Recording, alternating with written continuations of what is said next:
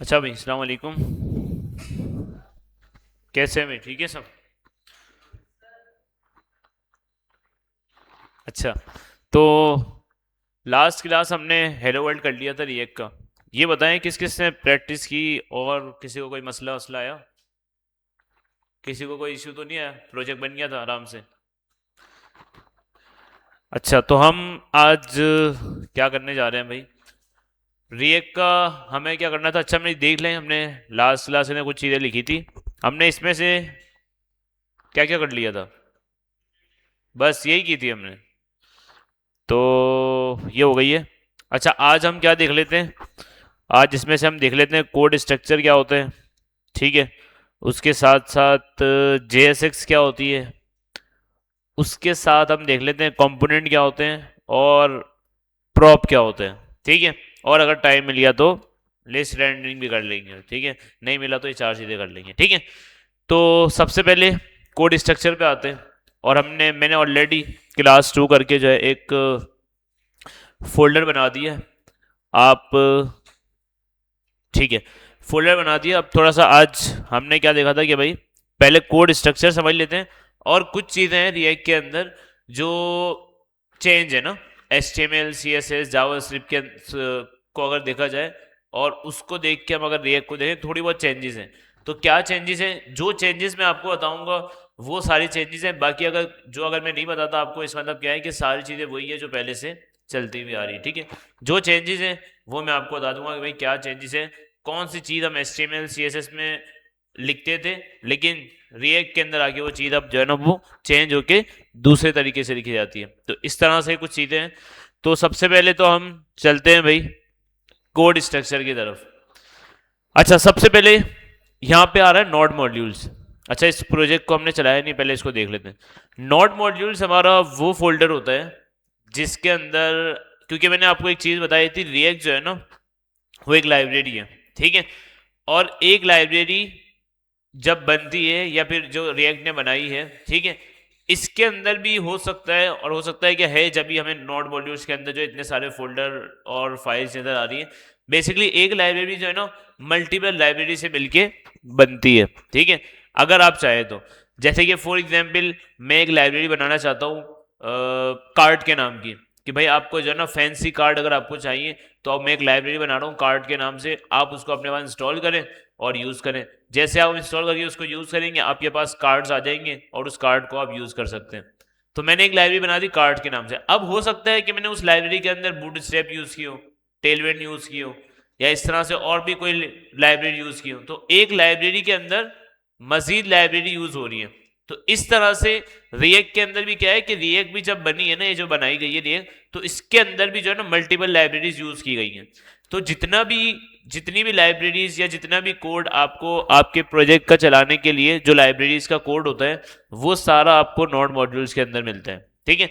अच्छा, node modules ऐसा folder है, देखिए इसके अंदर और फाइल्स हैं, फिर फोल्डर है, बहुत सारी चीजें। तो आपके प्रोजेक्ट के अंदर जितनी भी लाइब्रेरीज यूज हो रही होंगी, उन सब का कोड जो है ना वो आपका नोड मॉड्यूल्स के अंदर होगा। ठीक है। अभी आपको नजर भी आ रहा है। अच्छा, इसकी अभी नोड मॉड्यूल्स का भी हम बताते हैं कि हम क्या करते हैं। ठीक है।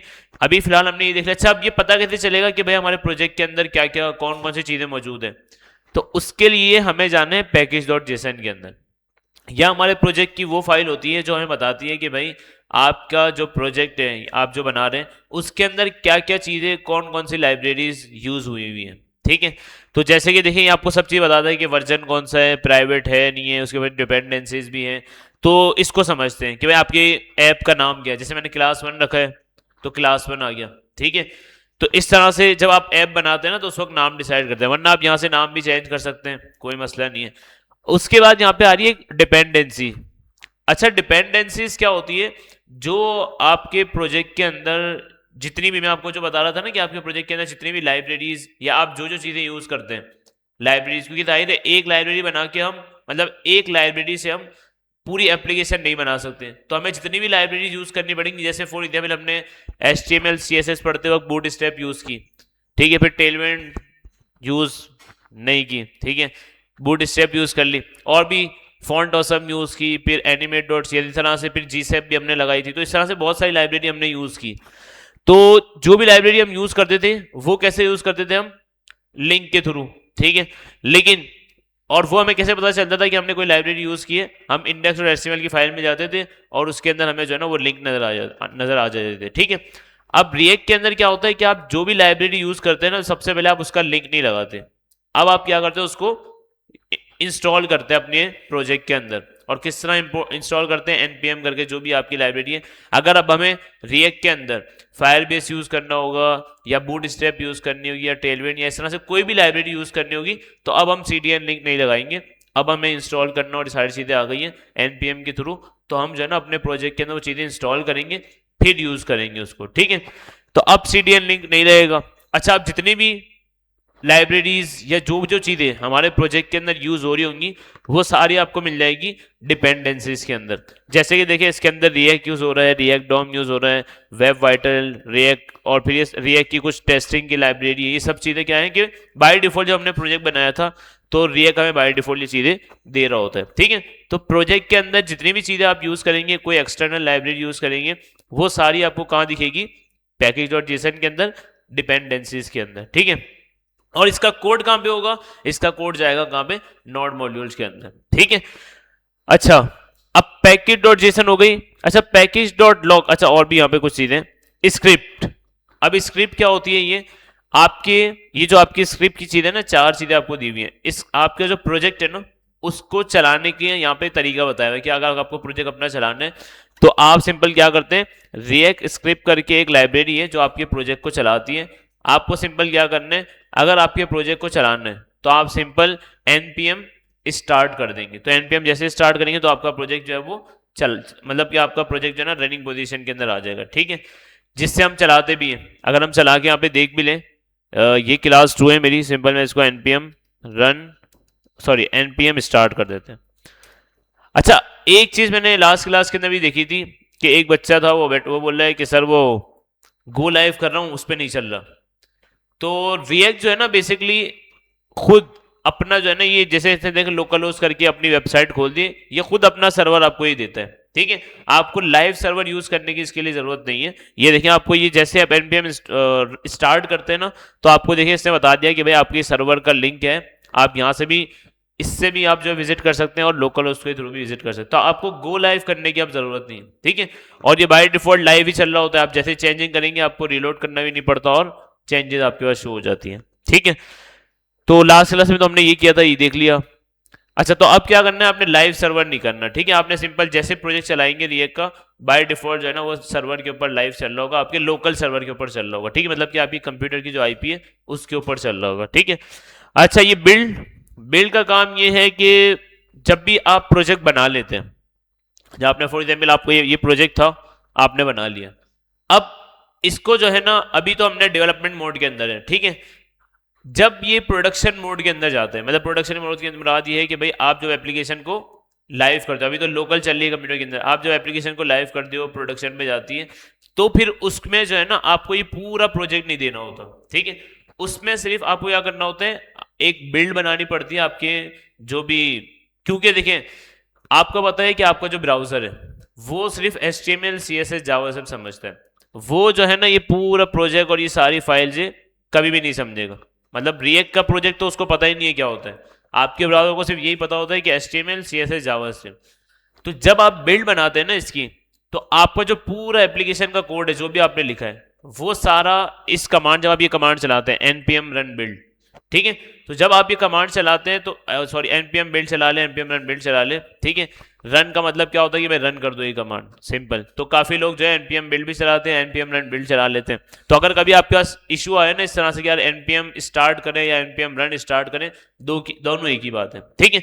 अच्छा, अब बिल्ड जब आप चलाते हैं ना, तो होता क्या है कि आपके पूरे प्रोजेक्ट की जो है ना एक बिल्ड बनती है, और उस बिल्ड के अंदर आपके पास 3 फाइल आ जाती हैं, HTML CSS जावास्क्रिप्ट। और वो आप जब डिप्लॉय करते हैं कहीं भी लाइव, जब आप वेबसाइट अपनी करते हैं, क्योंकि जाहिर है आपको पता है जब आप नेटलीफाई पे, वर्सल पे जब अपना प्रोजेक्ट लाइव करते हैं, तो आप जाके देखा करें, जब आप लाइव करते हैं ना तो प्रोजेक्ट जो है ना बिल्ड हो रहा होता है, ठीक है। बिल्डिंग लिखा हुआ आता है या बिल्ड डिप्लॉय लिखा हुआ आता है, इस तरह से फिर एंड में सक्सेस आ जाता है कि भाई आपकी बिल्ड जो है ना सक्सेसफुली लाइव हो चुकी है, डिप्लॉय हो चुकी है। तो जो आप बिल्ड लाइव ऐड करते हैं उसके अंदर सिर्फ आपका जो स्टैटिक कोड होता है ना, HTML CSS जावा, क्योंकि पूरा प्रोजेक्ट मैंने आपको बता दिया रिएक्ट जो आपका ब्राउजर है वो समझता नहीं है, वो सिर्फ 3 फाइलें समझता है।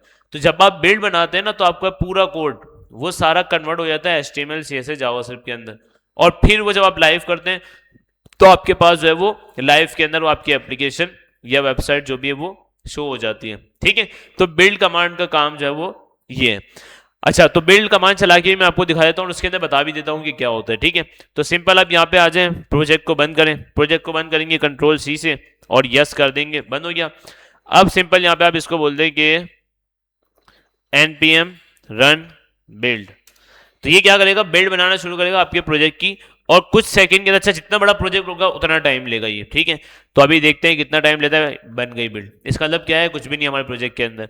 ये क्या बोल रहा है कि भाई हमने बिल्ड बना दी है। आप देखें जैसे आप बिल्ड बना देंगे ना तो आपके पास बिल्ड का एक फोल्डर आ जाएगा यहाँ पे, और इसके अंदर आप देखेंगे तो देखिए स्टैटिक फाइलें कुछ आ रही है जिसके अंदर CSS भी है, जावास्क्रिप्ट भी है, ठीक है, HTML भी है।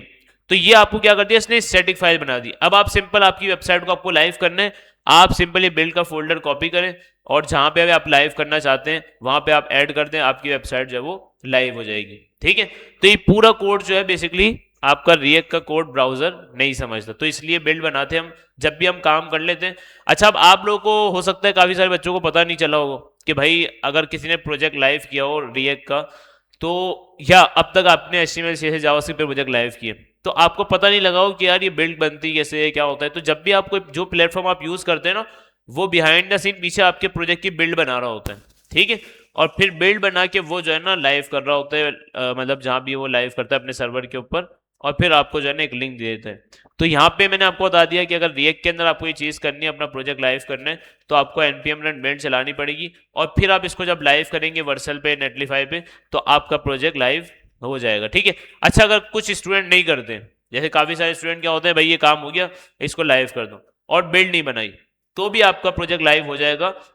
जैसे जो आप सर्वर यूज कर रहे होते हैं नेटलीफाई, वर्सल, सर्च, वो आपका काम जो है ना वो कर देते हैं। लेकिन अगर कहीं खुद से आप अपनी वेबसाइट कहीं लाइव करने जाते हैं खुद से कि भाई मैं खुद डिप्लॉय करूंगा, जहाँ पे ये प्रोडक्शन हाउस के अंदर या सॉफ्टवेयर हाउस के अंदर ये सारी चीज़ें हो रही होती हैं कि भाई खुद से बिल्ड डलेगी, उसका डेवऑप्स का बंदा अलग होता है, फिर वो अपनी बिल्ड चलाता है, मतलब इस तरह से जहाँ पे बिल्ड हमारी डिप्लॉय होती है सर्वर के ऊपर, तो वो सारे रियल वर्ल्ड सिनेरियो है। ठीक है, कंपनीज वाले, तो वहां पे फिर आपको जो है ना खुद से सारी चीजें करनी पड़ती हैं। ठीक है, लेकिन जब तक आप लर्निंग कर रहे हैं, जब तक हमें वो चीज़ भी हम सीख लेंगे किस तरह बिल्ड डालते हैं, किस तरह सर्वर पे क्या करते हैं, लेकिन वो चीज़ आ जाती है डेवऑप्स की फील्ड के अंदर। लेकिन एक डेवलपर को, सॉफ्टवेयर डेवलपर को ये चीज़ पता होनी चाहिए, क्योंकि कंपनीज के अंदर तो ऐसा होता है कि डेवलपर ही जो है ना वेबसाइट लाइव कर रहा होता है, डेवलपर ही जो है ना कोडिंग कर रहा होता है, डेवलपर ही डिज़ाइन बना रहा होता है, सब छोटी कंपनीज में ऐसा ही हो रहा होता है। ठीक है, शुरू शुरू में हो सकता है आपको भी देखने को मिले ये। ठीक है, हमने तो खुद देखा है कि मैंने खुद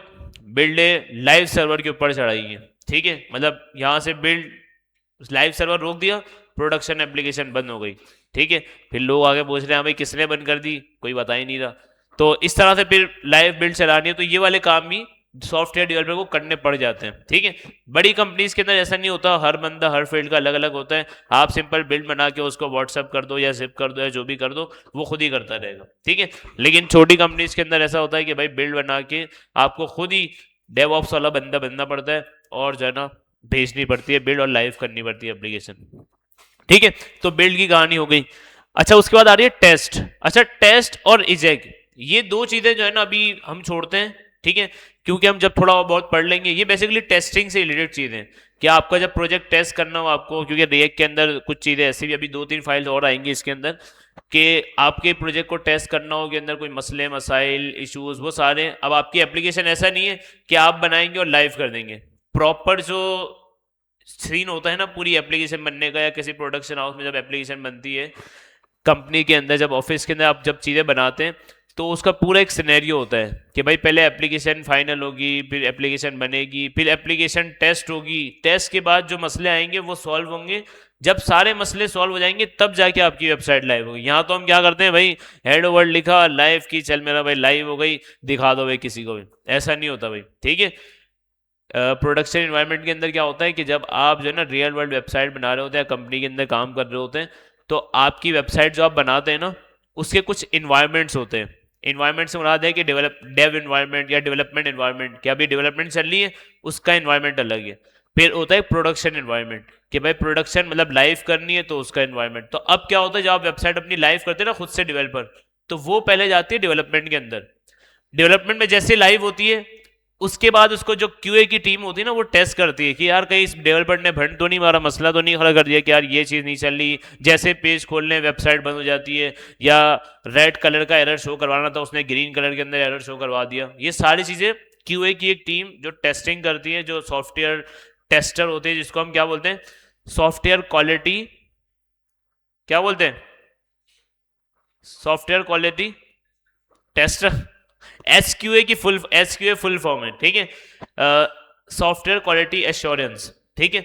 तो वो क्या करते हैं भाई, आपकी एप्लीकेशन को टेस्ट करते हैं, जब वो फाइनल करते हैं कि हाँ भाई एप्लीकेशन का कोई मसला नहीं है, अब जाके फिर वो लाइव वेबसाइट होती है, ठीक है। और उसके बाद फिर आपको नजर आ रही होती है, जब भी आपने देखा होगा कभी आपको कोई मसला नजर आया नहीं होगा, फेसबुक के अंदर, व्हाट्सएप के अंदर, इतनी बड़ी बड़ी एप्लीकेशन है, आपने देखा होगा कि कभी इसमें उसमें आपको मसला नजर नहीं आया होगा।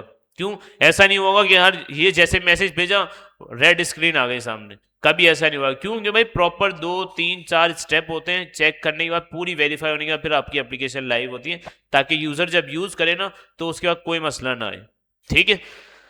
अच्छा ये हो गया, बिल्ड की बात हो गई। टेस्टिंग में आपने बता दिया ये 4 कमांड्स हमारी होती है, लेकिन ज़्यादातर जो हम यूज़ कर रहे होते हैं चलाने के लिए वो npm स्टार्ट होती है, और अगर बिल्ड बनानी होती है तो npm रन बिल्ड होती है, ठीक है। अच्छा यहाँ में एक चीज़ बताना भूल गया आपको, डिपेंडेंसीज तो मैंने आपको बता दिया, एक हमारे पास होती है डेव डिपेंडेंसीज। आप अभी अभी तो हमारे पास नहीं है, लेकिन इन फ्यूचर जैसे हम आगे जाएंगे ना तो हमारे पास वो भी आ जाएगी।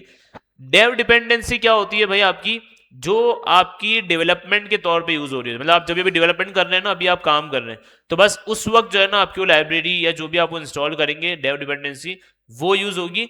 लेकिन डिपेंडेंसीज के अंदर क्या होता है, जो आपकी लाइव प्रोडक्शन के अंदर भी, मतलब आप जब वेबसाइट लाइव कर देंगे उसके अंदर भी वो सारी चीजें जाएंगी।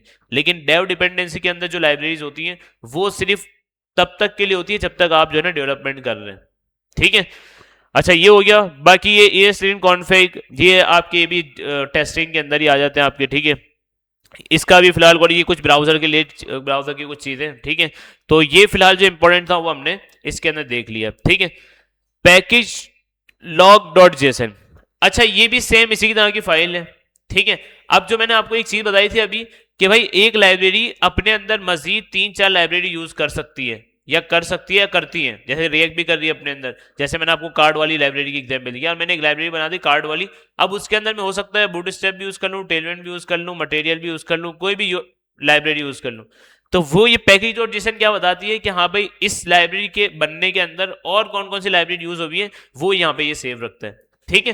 तो जो इंपॉर्टेंट हमारी फाइल है ना वो अभी हम बताते हैं क्या क्या हमारी फाइल, और जो इग्नोर करने वाली फाइल है वो भी हम बताते हैं कि भाई अगर उस फाइल को डिलीट कर दें या उस फोल्डर को डिलीट कर दें तो कोई मसला तो नहीं है, तो वो सारी चीजें हम डिस्कस करते हैं, ठीक है। अच्छा रीडमी, ये फाइल तो आप सबको पता ही होगा, ये रिएक्ट की एक फाइल होती है, सॉरी रिएक्ट की नहीं, गिटहब की एक फाइल होती है जो किस लैंग्वेज के अंदर लिखी होती है, इंग्लिश, मार्कडाउन लैंग्वेज, ठीक है। इसकी लैंग्वेज अलग होती है, ठीक है। ये आपके प्रोजेक्ट के साथ जो आपके रिएक्ट आपको एक देता है कि आप प्रोजेक्ट को अपना डिस्क्राइब करना चाहें। बेसिकली ये फाइल हम लोग ज़्यादातर इसलिए बनाते हैं कि आप अपने प्रोजेक्ट को, कोई भी आपकी गिटहब रेपो के ऊपर आए ना, तो उसको चलाने से पहले अगर वो चाहे ना मुझे चलानी नहीं है, मुझे वैसे ही पता चल जाए, तो आप सिंपल जैसे नीचे आएंगे ना तो आपको नीचे रीडमी की कंटेंट नजर आ रहा होता है, तो उसके अंदर आपको पता चल रहा होता है अच्छा भाई ये प्रोजेक्ट चलाने की कमांड ये है, इस तरह प्रोजेक्ट चलेगा, इसके अंदर काम क्या क्या किया हुआ है। जब भी आपने देखा होगा कि जब भी मैं किसी का गिटहब का प्रोजेक्ट खोलता हूँ तो नीचे इतनी बड़ी जब डिस्क्रिप्शन लिखी आती है ना तो वो आपको पता है चैट जीपीटी दे देता है, तो आप उससे भी लिखवा सकते हैं। वरना आपने फॉर एग्जाम्पल एक टू डू ऐप बना ली, ठीक है, तो आप बता दें भाई उसके नीचे कि भाई मैंने जो है ना टू डू ऐड करना, अपडेट करना, डिलीट करना इसके अंदर किया हुआ है, तो इससे बाद ये होगा देखने वाला जो आएगा ना कोड उसको डिस्क्राइब हो जाएगा कि हाँ भाई इसके अंदर ये काम हुआ होगा, ठीक है। वरना लिंक भी आपने दिया हुआ होगा तो लाइव चला के भी देख सकते हैं, वरना अगर नहीं चलानी उसका वेबसाइट वो रीडमी फाइल से ही देख सकता है। तो ये फाइल बेसिकली आपकी गिटहब की फाइल होती है जहाँ पे आप अपनी प्रोजेक्ट से रिलेटेड चीज़ें बताते हो कि यार ये स्टार्ट कैसे होगा, इसके अंदर मैंने काम क्या किया, ये सारी चीज़ें, ठीक है। तो यहाँ पे देखिए ये बता भी रहे हैं कि अगर आपको ये कि आपके जब प्रोजेक्ट चलता है तो कहाँ पे कौन से लोकल होस्ट के ऊपर चल रहा होता है, उसकी कमांड क्या है भाई, देखें टेस्टिंग की कमांड क्या है, जो सब चीज़ें बिल्ड की कमांड ये सब बता रहा है आपको कि यार इस प्रोजेक्ट के अंदर आप ये कर सकते हो, अच्छा, गिट इग्नोर की फाइल ये क्या काम करती है? ये वो फाइल है कि अगर आप चाहें कि कोई ऐसी चीज, कोई ऐसी सिक्योरिटी वाली चीज जो मैं गिटहब के ऊपर नहीं भेजना चाह रहा, या कोई ऐसी बड़ी फाइल या कोई ऐसा बड़ा फोल्डर, फाइल फोल्डर, जो भी चीज आप गिटहब के ऊपर नहीं भेजना चाह रहे, वो आप डॉट गिट इग्नोर की फाइल के अंदर रख देते हैं। जैसे कि यहां पे एक चीज आपको नजर आ रही है, नोड मॉड्यूल्स, इसका फोल्डर इन्होंने रखा हुआ है यहां पे कि भाई ये फोल्डर जो है ना गिटहब के ऊपर नहीं जाना चाहिए। अच्छा, अब क्यों भाई?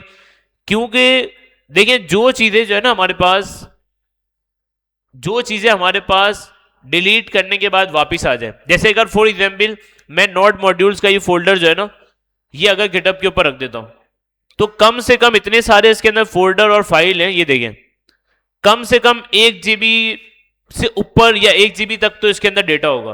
अब ये किसी काम का नहीं है मेरा, अगर मैं इसको गिटहब पे रखूंगा तो मेरी सिर्फ स्टोरेज जाएगी, बाकी जो है ना, ये नोड मॉड्यूल्स का फोल्डर ऐसा है कि अगर मैं इसको डिलीट भी कर दूं ना, तो इसको मैं वापस लेके आ सकता हूं। किस तरह भाई?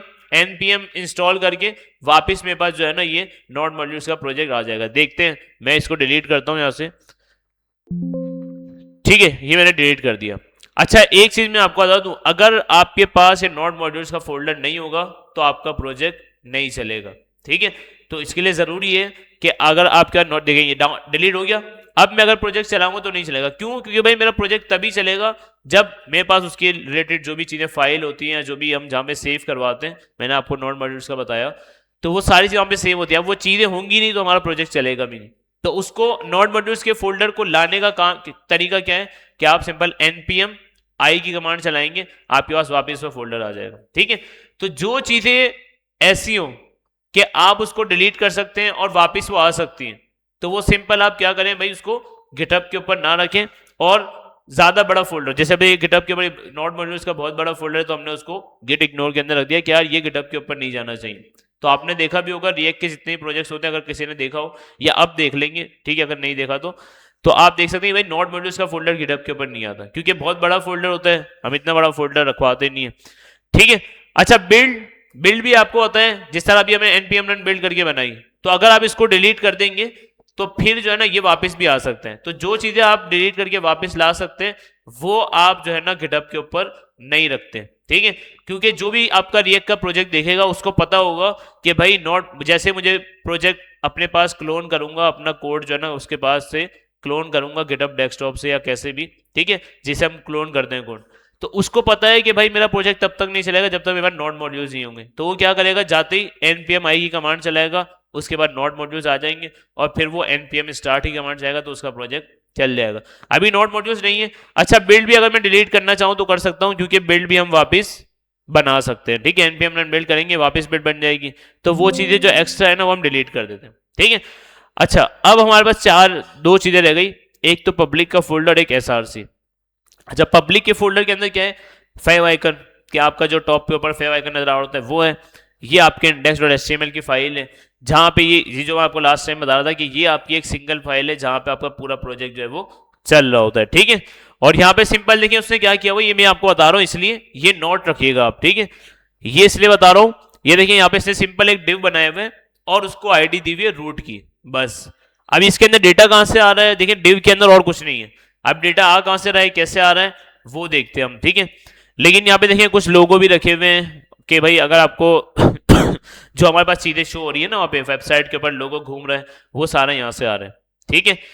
उसके बाद ये हमारी कुछ मैनिफेस्ट और जेसन की फाइल है। अच्छा, ये अभी के लिए इंपॉर्टेंट नहीं है, ठीक है, जब हम रिएक्ट का पूरा कंप्लीट कर लेंगे उसके बाद अगर आपकी जो रिएक्ट का प्रोजेक्ट है उसको आपको कन्वर्ट करना है पीडब्ल्यूए के अंदर, मतलब प्रोग्रेसिव वेब ऐप, मतलब कि अगर मोबाइल एप्लीकेशन के अंदर आपको कन्वर्ट करना है इसको, ठीक है, पीडब्ल्यूए के थ्रू हम मोबाइल एप्लीकेशन के अंदर अपने रिएक्ट के प्रोजेक्ट को कन्वर्ट कर सकते हैं, तो वो वाली बात करेंगे। तो ये उसकी फाइल है, ठीक है।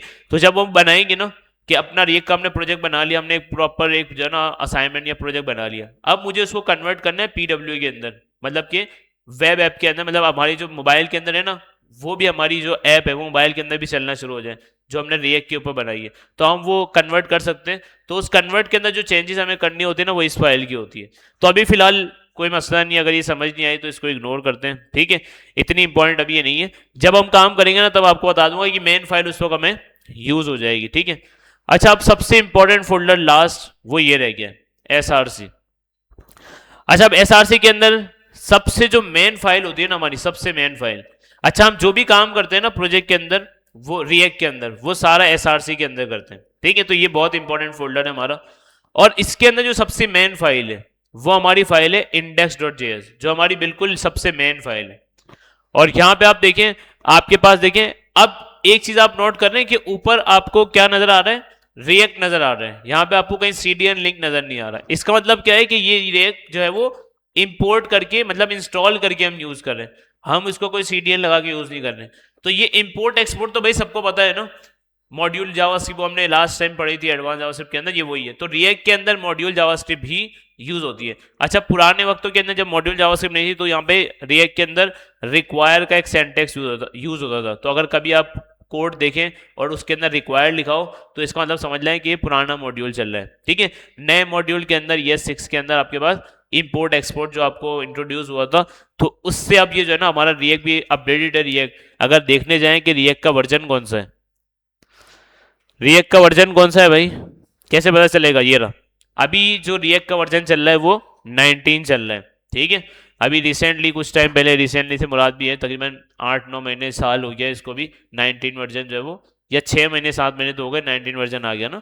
तो वर्जन तो आते रहते हैं। अच्छा, इसका तो पता होगा ना आपको कि ये वाला जो वर्जन होता है इसको क्या कहते हैं, क्या कहते हैं,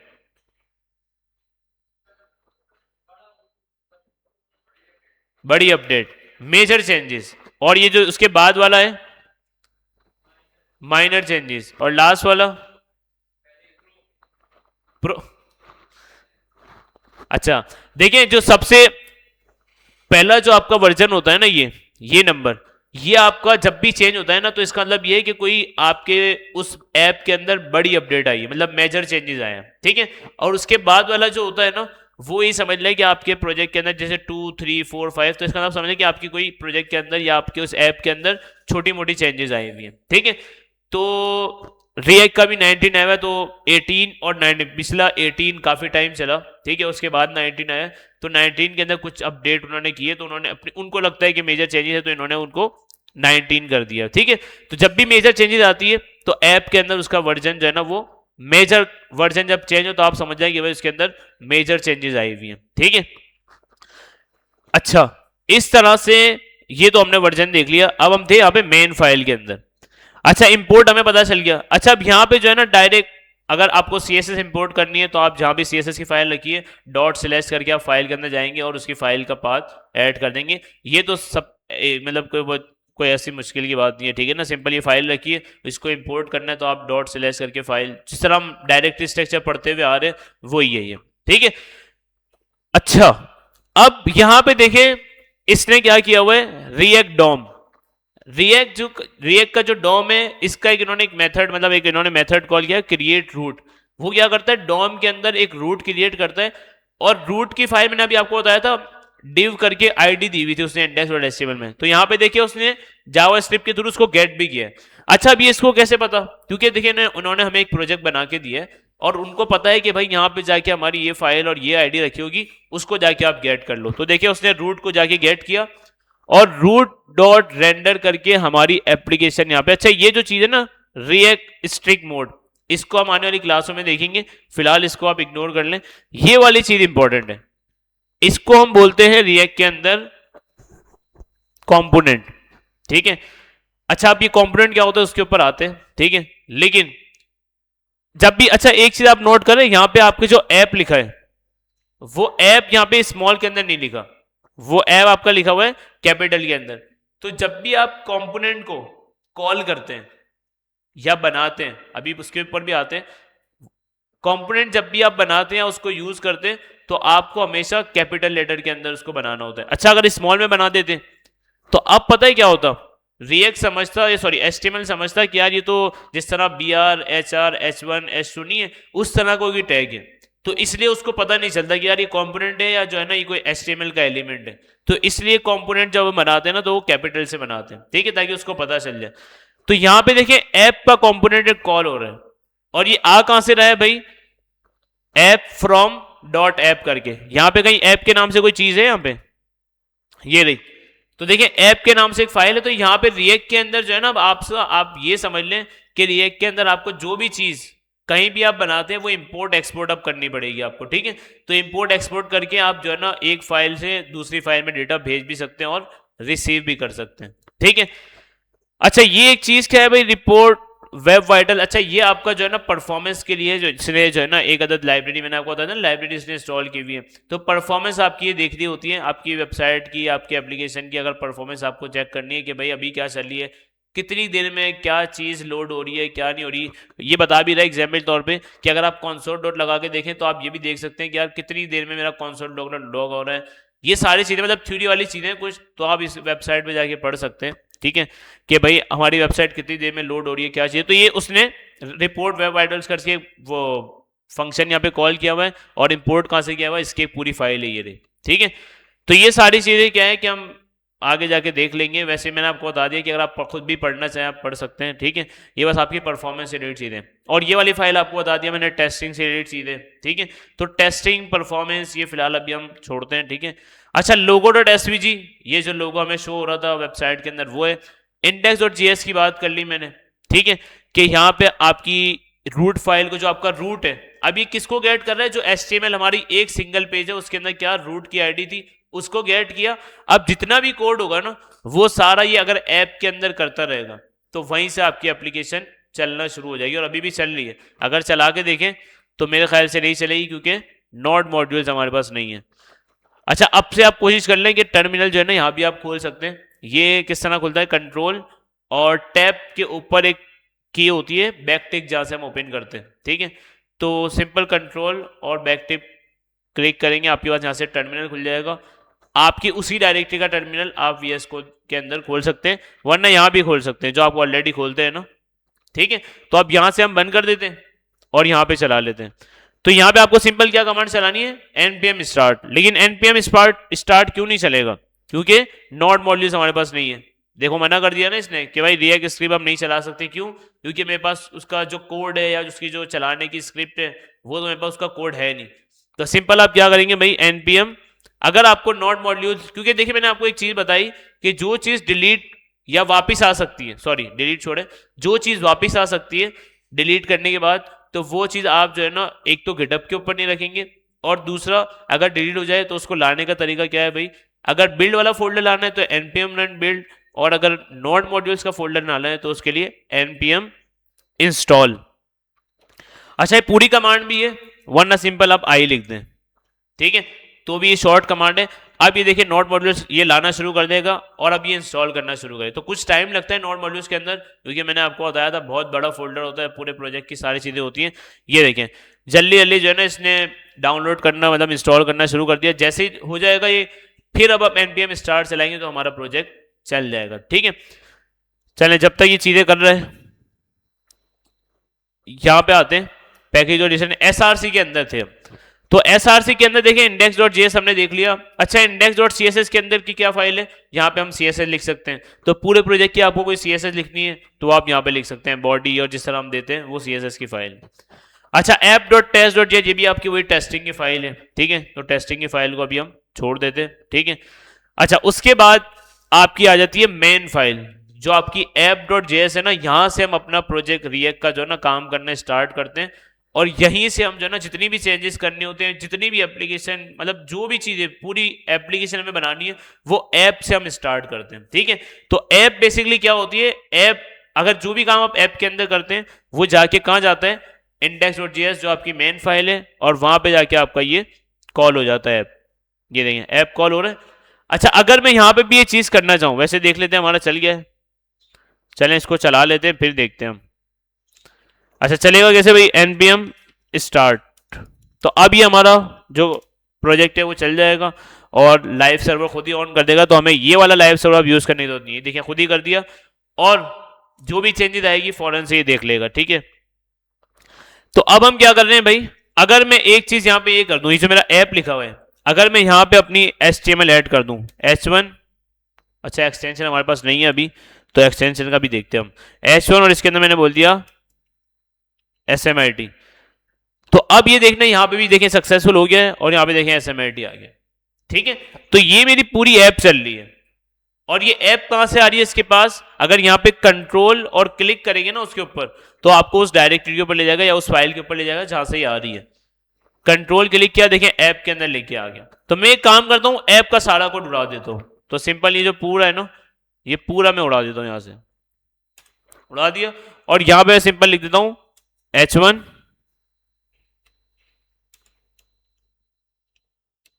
और यहां पे लिख देता हूं मैं हेलो वर्ल्ड। ठीक है, सारा कोड उड़ा दिया और यहां पे मैंने हेलो वर्ल्ड लिख दिया। ठीक है, अच्छा ये आपको परेशानी कर रहा है, कोई मसला नहीं, आप दूसरी जगह खोलें, वरना यही ठीक है। ठीक है, इसको थोड़ा सा और नीचे कर देते हैं।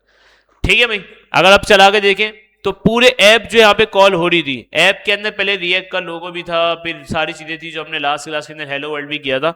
अब हमने क्या कर दिया, उसका पूरा कोड खाली कर दिया और यहाँ पे सिंपल क्या लिख दिया, हेलो वर्ल्ड।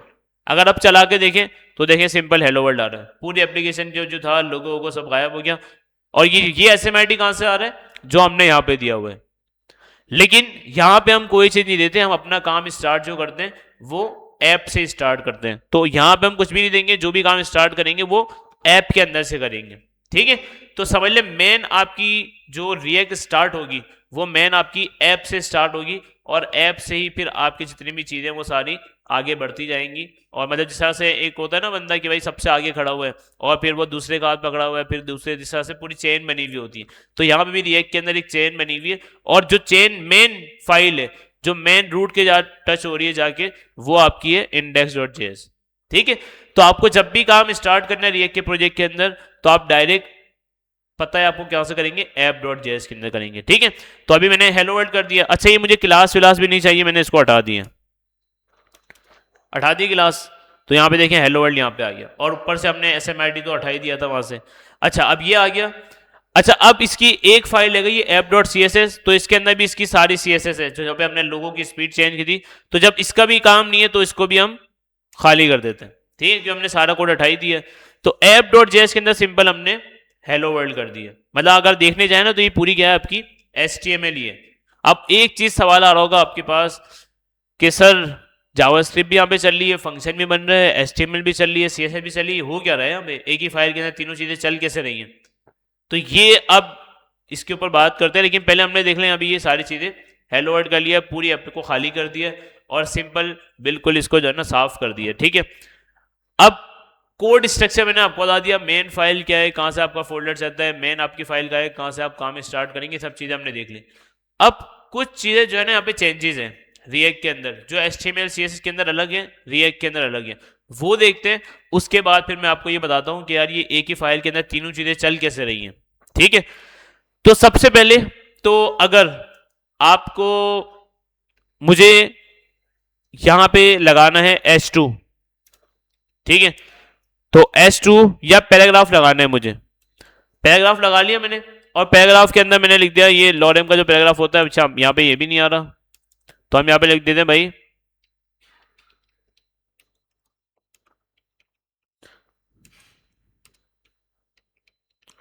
कराची पाकिस्तान कर देते हैं भाई।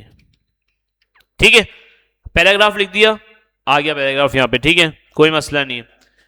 अब अच्छा एक चीज आप नोट करें, अगर मैं इसको थोड़ा सा जूम आउट करके दिखाऊं आपको, सॉरी इसको मैं थोड़ा सा बंद करते हैं इसको। ठीक है, ये एक चीज मैंने यहाँ पे कर दी और VS कोड को भी मैं थोड़ा सा शॉर्ट कर देता हूं। अब आप एक चीज नोट करें यहाँ पे कि इसकी परफॉर्मेंस कितनी तेज है, आपको रीलोड करने की एक तो जरूरत नहीं होती। ठीक है, कैसे आएगा भैया,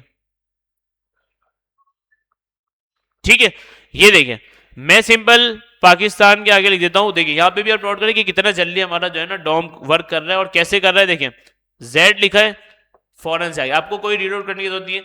अब ये क्यों हो रहा है ऐसा, क्योंकि आप जैसे कोई चेंज कर रहे हैं ना, तो हमारे जैसे भी चेंज हुआ तो ये कहां पे जा रहा है, रियल डॉम के अंदर, और वर्चुअल डॉम के अंदर। और वर्चुअल डॉम रियल डॉम से मैच करता है कि भाई कोई चीज चेंज हुई है, जैसे ही चेंज होती है वहां पे आगे शो हो जाता है। आपका पूरा रियल डॉम जो है ना वापस रिलोड नहीं होता। HTML CSS का क्या हो रहा था कि जैसे आप कोई चीज चेंज कर रहे हैं, आपकी पूरी वेबसाइट, पूरा डॉम जो है ना रिलोड हो रहा था। लेकिन यहाँ पे वर्चुअल डॉम क्या करता है आपका कि जो चेंजेस आई है ना सिर्फ रियल डॉम के अंदर जाता है, जो चेंजेस आती है उसको अपडेट करे। तो इसीलिए आपकी एप्लीकेशन जो है ना रिएक्ट की वो फास्ट चल रही होती है, ठीक है, क्योंकि पूरा आपका जो रियल डॉम है ना उसको वो रीलोड नहीं करता। चले पूरा लिख देते हैं हम। देखिए जैसे मैंने पूरा लिखा है फौरन से आ गया, तो अब आपको रीलोड करने की जरूरत नहीं है, दूसरा लाइव सर्वर आपको चलाने की जरूरत नहीं है, ठीक है। चले ये हो गया, एक चीज ये हो गई। अच्छा दूसरा मैं आपको एक चीज बता रहा था कि अगर इन दोनों के बीच में मुझे, वैसे तो जगह बहुत है लेकिन मैं चाह रहा हूं कि एक एच आर लगाना है, यहाँ पे एक लाइन लगानी है, ठीक है। तो हम सिंपल यहाँ पे एच आर लिख देते हैं।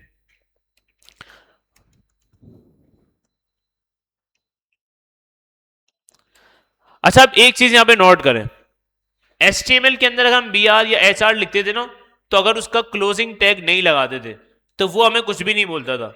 लेकिन रिएक्ट देखें यहाँ पे क्या बोल रहा है कि भाई जो उसका प्रॉपर सेंटेक्स है ना आप वो यूज करेंगे। तो जो भी आपका सेल्फ क्लोजिंग टैग हो, सेल्फ क्लोजिंग टैग में आपको होता है इमेज भी आता है, BR भी आता है और इनपुट भी आता है, आपका HR भी आता है। तो जो सेल्फ क्लोजिंग टैग हो जिस तरह वो प्रॉपर लिखा जाता है रिएक्ट के अंदर आप उसी तरह लिखेंगे कि भाई कैसे, भाई इसको बंद कैसे करते हैं, फॉरवर्ड स्लैश से, ठीक है। तो ये बंद हो गया, तो अब आपका क्या है कि भाई ये कंप्लीट हो गया। अगर ये हटा देंगे क्योंकि HTML के अंदर ऐसे चल जाता था BR HR, लेकिन यहाँ पे आपका नहीं चलेगा। तो यहाँ पे आपका प्रॉपर जिस तरह सेल्फ क्लोजिंग टैग हम बंद करते हैं एक ही एलिमेंट के अंदर, वैसे हम बंद करेंगे तब जाके हमारा ये HR चलेगा। और देखें HR आ गया, ठीक है। अगर आप कोई गलती करते हैं तो फिर आपके पास इस टाइप की रिएक्ट जो है ना स्क्रीन शो करवाता है, ठीक है। तो ये स्क्रीन आपको मेरे ख्याल से जब तक आप रिएक्ट पढ़ रहे होंगे आपकी जान ये नहीं छोड़ेगी जहां आप गलती करेंगे, ठीक है। तो देखिए एक गलती की उसने बता दिया कि भाई यहाँ पे कुछ जो है ना गलती हुई हुई है, ठीक है। तो अब ये आपको पता होना चाहिए कि आपने क्या गलती की। अब ये सेट कर दी तो मेरा प्रोजेक्ट चलिए, ठीक है। तो रेड कलर की इस तरह से आपका स्क्रीन आ जाएगी जैसे ही कोई आपकी रेड रेड करके आपने कोई गलती की होगी ना रिएक्ट के अंदर। अच्छा एक तो काम ये हो गया। अब दूसरी चीज ये कि अगर आपको CSS देनी है, अगर आपको CSS लगानी है तो आप इनलाइन अगर CSS हम लगाने बैठते हैं तो यहाँ पे CSS लगाने का जो तरीका है वो चेंज है थोड़ा सा। जैसे आप वहां पे इनलाइन CSS लगाते तो क्या करते थे स्टाइल, यहां पे आपको जो CSS देनी होती है जो इनलाइन आप देते हैं उसका तरीका ये है कि आप ऑब्जेक्ट के अंदर CSS देते हैं। मतलब जिस तरह आप जावास्क्रिप्ट में दे देते ना कि कैमल केस के अंदर और फिर जावास्क्रिप्ट के अंदर आप क्या देते कॉमा लगा के, सिंपल जिस तरह ऑब्जेक्ट बनाते हैं ना ऑब्जेक्ट के अंदर कॉमा लगा लगा के आप वैल्यूज दे रहे होते हैं। रिएक्ट के अंदर भी आप जब स्टाइलिंग देते हैं इनलाइन स्टाइलिंग, तो एक तो आप क्या करते हैं कर्ली ब्रैकेट लगाते हैं। जो पहला कर्ली ब्रैकेट होता है ना वो आपका जावास्क्रिप्ट के लिए होता है कि आपको जावास्क्रिप्ट इधर यूज करनी है, और दूसरा ब्रैकेट क्या होता है यहाँ पे, ये CSS लगाने की बात कर रहा हूं, और दूसरा ब्रैकेट होता है कि हाँ अब आपको CSS अप्लाई करनी है। तो CSS अप्लाई आप किस फॉर्मेट के अंदर करते हैं, ऑब्जेक्ट की फॉर्मेट के अंदर करते हैं, ठीक है। तो मैंने देखिए जो पहला जो ऑब्जेक्ट बनाया हुआ है ना ये पहला ऑब्जेक्ट ये इसलिए बनाया हुआ है कि यहाँ पे मेरी जावास्क्रिप्ट चलेगी, ठीक है। क्योंकि हम देखें एक चीज नोट करें, HTML के अंदर हम जावास्क्रिप्ट लिख रहे हैं, तो अब जावास्क्रिप्ट अगर आपको लिखनी है HTML के अंदर तो सबसे पहले आप लगाएंगे कर्ली ब्रैकेट। तो अब आप इसके अंदर जावास्क्रिप्ट लिख सकते हैं। अब जावास्क्रिप्ट लिखनी है, अब आपको जाहिर है CSS लिखनी है, तो CSS आप यहाँ पे ऑब्जेक्ट की फॉर्म में लिखते हैं, ठीक है। तो मैंने सिंपल ऑब्जेक्ट बना दिया। अब मुझे कोई भी स्टाइलिंग करनी है, जैसे मुझे इसको कलर देना है तो देखिए मुझे ये कलर की सजेशन भी देगा, ठीक है। अगर देखिए रिएक्ट के अंदर अगर आपको स्टाइलिंग करनी है तो आपको इस तरह से दो ऑब्जेक्ट देने पड़ते हैं, ठीक है, मतलब दो कर्ली ब्रैकेट देने पड़ते हैं तब जाके जो आपको ये स्टाइलिंग देता है। तो पहला कर्ली ब्रैकेट आपका जावास्क्रिप्ट के लिए होता है और दूसरा आपकी CSS अप्लाई करने के लिए होता है।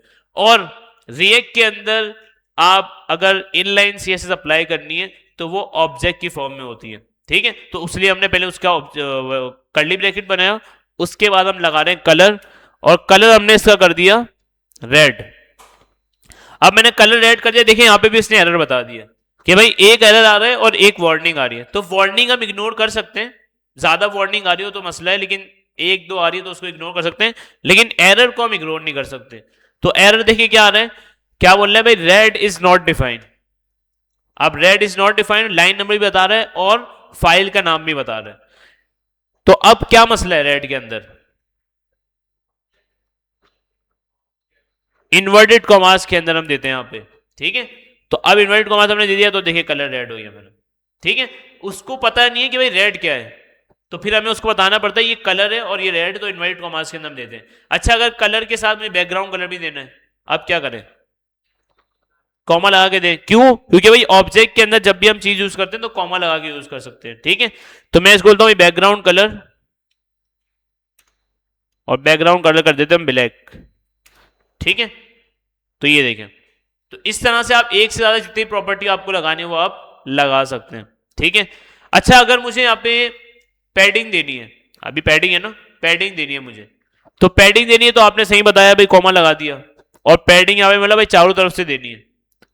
अगर मैं यहाँ पे पैडिंग पिक्सल के अंदर देना चाहता हूं, जिस तरह आप एचटीएमएल के अंदर, सॉरी यहाँ पे रिएक्ट की बात करें क्योंकि वहां पे भी सेम ही है, अगर आप सिंपल 20 पिक्सल देना चाहते हैं तो आप इस तरह दे देंगे और अप्लाई हो जाएगी।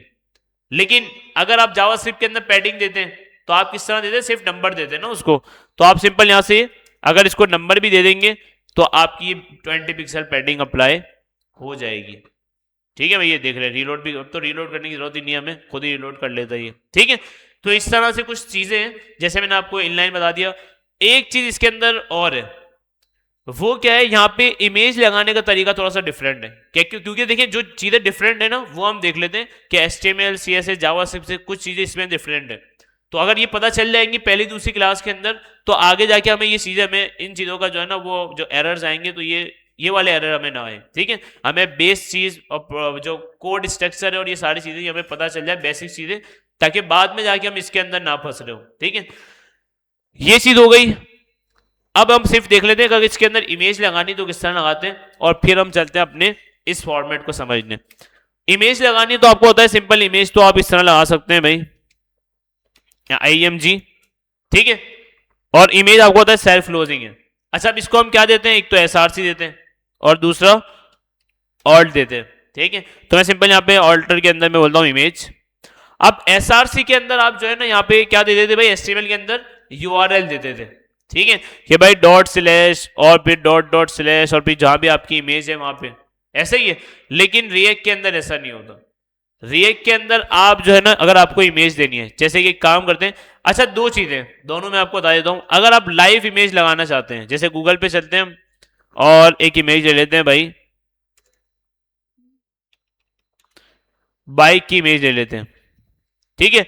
अब ये वाली बाइक है, मुझे ये लगानी है, तो सिंपल मैं क्या करूंगा, right click, copy image address. अगर मैं इमेज एड्रेस लाइव कॉपी करूंगा तो ये यहां पे मैं यूज कर सकता हूं, और ये मेरी एप्लीकेशन को, मतलब बाइक को मेरी शो भी करवा देगा। लेकिन ये किसके लिए, सिर्फ अगर लाइव लिंक आपके पास होगा। अगर आपने पिक्चर डाउनलोड की हुई होगी और वो आपको लगानी है, तो उसके लिए आप क्या यूज करेंगे, उसके लिए आप इस तरह से, चले इसको छोड़ते हैं, ये तो आपने लाइव लिंक लगा के देख लिया। अगर अब मुझे इसको डाउनलोड करके लगाना है तो चलें इसको भाई डाउनलोड करते हैं, सेव एज इमेज, और डायरेक्ट हम अपने फोल्डर के अंदर चले, डाउनलोड के अंदर ही, बल्कि ऑलरेडी है हमारे पास, ठीक है, डाउनलोडेड है, तो इसको हटा देते हैं हम। डाउनलोड हमारे पास है, एक काम करते हैं, ये चीज हम हटाते हैं और यहां पे हम जो है ना इस चीज को मिटा के डाउनलोड वाली चीज लेके आते हैं। तो डाउनलोड में से अपने इस फोल्डर के अंदर लेके आ जाते हैं। अच्छा, अब रूट के अंदर, अच्छा हमें इमेज रखनी कहाँ चाहिए भाई, अगर हम इमेज रखना चाहें तो इसकी सबसे अच्छी जो प्रैक्टिस होती है क्या होती है, क्योंकि हम सारा काम SRC के अंदर कर रहे थे, जितनी भी चीजें, मतलब रिएक्ट के अंदर आप जो भी काम करेंगे वो सारा काम आपको SRC के फोल्डर के अंदर करना है, ठीक है, उससे बाहर आप कोई चीज नहीं करेंगे। तो अब आपको इमेज लगानी है, आपको पिक्चर लगानी है, आपको जो जो चीजें ऐड करनी है, आपको कंपोनेंट बनाने हैं, आपको पेजेस, जो भी चीजें, ठीक है, वो सारी आप SRC के फोल्डर के अंदर करेंगे और वहीं से आपकी चीजें चल रही हो, ठीक है। तो हम इमेज लगानी है तो यहाँ पे फोल्डर बना लेते हैं, यहाँ पे इमेज का, इमेजेस लगाते हैं, इमेजेस का फोल्डर बना दे, या ज्यादातर जो इसके अंदर यूज होता है वो स्टैंडर्ड जो ज्यादातर लोग यूज करते हैं वो करते हैं एसेट्स का, ठीक है। तो इमेजेस लगा लें, एसेट्स लगा दें, कोई मसला नहीं है, फिलहाल अभी हम ऐसे ही चला लेते हैं। अब इमेज लेके आनी है हमें, तो डाउनलोड के अंदर हमारे पास इमेज रखी हुई है, ठीक है, कौन सी है भाई, ये गाड़ी ले लेते हैं और यहां पे आगे सिंपल इमेजेस के फोल्डर के अंदर हम पेस्ट कर देते हैं, ठीक है। अब ये गाड़ी हमें लगानी है, तो अब आपको पता है कि भाई हम HTML के अंदर क्या करते थे, डॉट डॉट स्लैश और फिर डॉट स्लैश इस तरह से कर देते हैं। लेकिन रिएक्ट के अंदर इस तरह से आप इसको, अगर डाउनलोड वाली आपके पास पिक्चर है तो आप इस तरह से नहीं लगा सकते। आपको इसका लगाने का तरीका क्या है, आपको उसको इंपोर्ट करनी पड़ेगी। तो इंपोर्ट कैसे करेंगे भाई, हम सिंपल, हम इसको बोलेंगे भाई इंपोर्ट, और जो भी आपको पिक्चर का नाम देना है वो आप दे सकते हैं। मैंने इसको बोल दिया भाई कार इमेज। अब ये आएगी कहां से, फ्रॉम, कहां से आएगी भाई, मैंने बोला इन्वर्टेड कॉमास, और अब यहां पे आप उसको यूआरएल देंगे dot slash images slash car dot JPG. अब आपको अगर इसको यूज करना है तो आप ये कार इमेज को जहां भी यूज करेंगे आपके पास वो इमेज शो हो जाएगी। तो रिएक्ट के अंदर लगाने का इमेज ये तरीका है, अगर डाउनलोड वाली लगाते हैं। अगर आप लाइव इमेज लगाते हैं तो आप सिंपल कॉपी करके यहाँ पे लगा सकते हैं। लेकिन यहां भी अभी भी ऐसी ही रहेगी, क्योंकि ये क्या चीज है भाई, जावास्क्रिप्ट वाली चीज है, और ये क्या चीज है भाई, एचटीएमएल वाली। तो एचटीएमएल के अंदर जावास्क्रिप्ट अगर आपको लिखनी है, रिएक्ट की बात कर रहा हूं मैं, ठीक है, रिएक्ट के अंदर जो आपकी एचटीएमएल है इसके अंदर अगर आपको जावास्क्रिप्ट लिखनी है तो सबसे पहले आप लगाएंगे यहाँ पे कर्ली ब्रैकेट, और फिर यहाँ पे आप लगाएंगे कार इमेज। तो अब आपके पास यहाँ पे इमेज जो है ना वो शो हो जाएगी। चलते हैं भाई, आ गए भाई। लेकिन अगर वैसे लगाते तो फिर इमेज जो है ना रिएक्ट के अंदर इस तरह से हम नहीं लगा सकते, ठीक है, डॉट डॉट स्लैश करके। अगर आपको इस तरह लगानी है तो सबसे पहले आप उसको इंपोर्ट करें, उसका कोई भी नाम दे सकते हैं आप, इमेज दे दें, एबीसी दे दें, हेलो दे दें, लेकिन वही नाम फिर आपको यहाँ पे यूज करना पड़ेगा, ठीक है। तो ये कुछ चीजें थी जो रिएक्ट के अंदर आप यूज कर सकते हैं। नहीं यूज करेंगे तो एरर्स आएंगे, क्या क्या मसले थे वो सारे मैंने आपको बता दिए। तो इन चीजों को आपने नोट रखना है। और एक और चीज, इमेज भी हो गई, एक और चीज क्या है कि जो रिटर्न है ना, रिटर्न ये आपका एक वक्त के अंदर एक रिटर्न करता है, ठीक है। अगर आप देखें, मतलब पेरेंट कोई ना कोई इसका एक होना चाहिए। जहां इसके पेरेंट दो हो गए ये वापस शोर मचाएगा कि भाई मैं दो पेरेंट एक्सेप्ट नहीं करूंगा, एक ही पेरेंट काफी है, ठीक है। तो यहां पे देखिए, जैसे मैं दूसरा पेरेंट ऐड करता हूं, एक और डिव बनाता हूं, ये देखिए अब इसने क्या बोल दिया कि भाई दूसरा पेरेंट मैं एक्सेप्ट नहीं करूंगा। तो अगर जाके देखें यहाँ पे तो देखें पूरी एप्लीकेशन इसने कर दी कि भाई इस तरह से एक्सेप्ट नहीं होगा आपका। तो रिटर्न के बाद जब भी आपका कोई भी एचटीएमएल रिटर्न होगा वो एक ही उसका पेरेंट होना चाहिए, कोई भी उसका पेरेंट हो एक ही हो, ठीक है। अच्छा फॉर एग्जाम्पल मुझे दोनों चाहिए, ये वाला भी चाहिए और ये वाला भी चाहिए, इसके अंदर भी H1 है, मान के चलते हैं कि H1 है, इसको बोल देते हैं भाई मुझे ये भी चाहिए, दो पेरेंट चाहिए मुझे, तो फिर इसका भी कोई आपको एक पेरेंट बनाना पड़ेगा। तो वो आप किस तरह बना सकते हैं, सिंपल इनके ऊपर एक और पेरेंट ऐड कर दें और उसको इसके अंदर ऐड कर दें, ठीक है। तो अब ये देखें कि अब इसने शोर मचाना बंद कर दिया कि भाई चलो ये भी पेरेंट ठीक है, ये भी ठीक है, इसके ऊपर हमने एक पेरेंट रख दिया। तो एक पेरेंट ही लाजमी होगा, जब भी आप रिटर्न करेंगे चीज एक पेरेंट आपको लाजमी रखना है, अगर दो हो गए तो फिर ये एक्सेप्ट नहीं करता, ठीक है। तो ये सारी चीजें हमने रिएक्ट की, जो भी रिएक्ट के अंदर चेंजेस थी। अच्छा जो चीजें मैंने आपको नहीं बताई वो वैसी ही है जैसे पहले चल रही है, ठीक है, जिस तरह से पहले चलती आ रही है। जो चेंजेस थी वो मैंने आपको बता दी है, ठीक है। तो यहाँ पे हमारी कोड स्ट्रक्चर वाली चीज और जो भी हमारा कोड स्ट्रक्चर के अंदर क्या चीजें रिएक्ट के अंदर चेंज है वो सारी चीजें मैंने आपको बता दी है। अब हम चलते हैं कि भाई सवाल ये है, अच्छा हमने कर क्या दिया भाई, यहाँ पे ये सारी चीजें हम कर चुके हैं। अब सवाल ये है कि भाई एक ही फाइल के अंदर HTML भी यूज हो रही है, CSS भी यूज हो रही है, जावास्क्रिप्ट भी यूज हो रही है। HTML CSS का तो चलो सही है, एक फाइल के अंदर यूज हो सकती है, ये जावास्क्रिप्ट क्यों यूज हो रही है इसके अंदर, क्योंकि देखिए फंक्शन ऐप, ठीक है, फंक्शन मतलब जावास्क्रिप्ट, और ये कौन सी जावास्क्रिप्ट यूज हुई है, ES5, क्योंकि फंक्शन वो वाला यूज हुआ है। अच्छा एरो फंक्शन भी हम यूज कर सकते हैं इसके अंदर, कोई मसला नहीं है, क्योंकि मॉड्यूल जावास्क्रिप्ट में चल जाती है। अब मसला बताइए क्या, ये सारी चीजें जो है ना, ये HTML CSS जावास्क्रिप्ट, ये तीनों रिएक्ट के अंदर इसको हम बोलते हैं JSX, जो हमने ये टॉपिक है ना हमारा ये JSX, रिएक्ट के अंदर इस चीज को हम बोलते हैं JSX, जहां पे हमारी HTML CSS जावास्क्रिप्ट तीनों एक ही फाइल के अंदर हो। अच्छा JSX की फुल फॉर्म क्या है भाई, JavaScript XML, JS stands for JavaScript XML, ठीक है। ऐसा सेंटेंस जो जावास्क्रिप्ट को अलाउ करता है HTML के कोड के अंदर, ठीक है। तो देखिए सिंपल क्या है, यहां पे हमने HTML लिखी है, ये तो सबको पता होगी कि भाई HTML क्या लिखनी है, कैसे लिखनी है, सब आपको पता है, CSS भी आपको पता है। रिटर्न यहां पे क्या होता है कि जावास्क्रिप्ट के अंदर जावास्क्रिप्ट के कोड के जैसे आपने फंक्शन बनाया और उसके बाद जैसे ही आप रिटर्न करते हैं तो रिटर्न के बाद आप अपनी HTML लिख सकते हैं। इसको हम बोलते हैं JSX कि भाई आप एक ही फाइल के अंदर एक ही फंक्शन के अंदर आप जावास्क्रिप्ट के कोड के अंदर HTML को भी यूज कर सकते हैं जब आप रिटर्न लगा देंगे। ठीक है, तो ये सेंटेंस जो है ना आपने याद रखना है।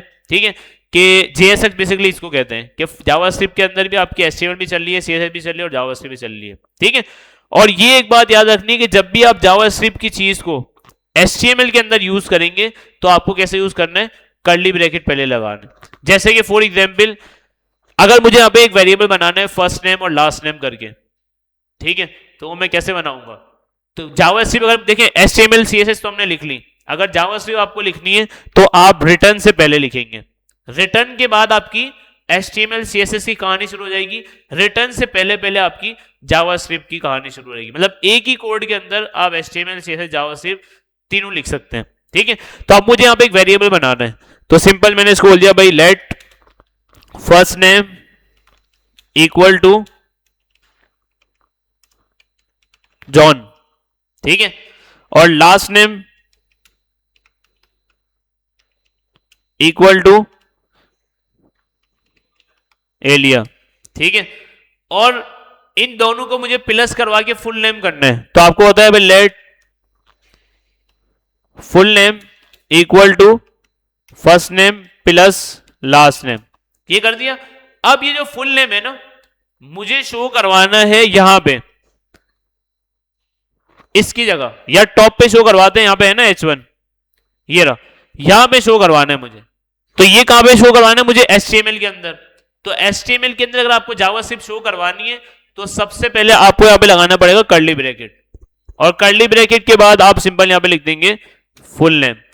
जब आप कर्ली ब्रैकेट लगा लेंगे ना फिर आपके पास एक्सेस होगा कि आप जावास्क्रिप्ट लिख लें।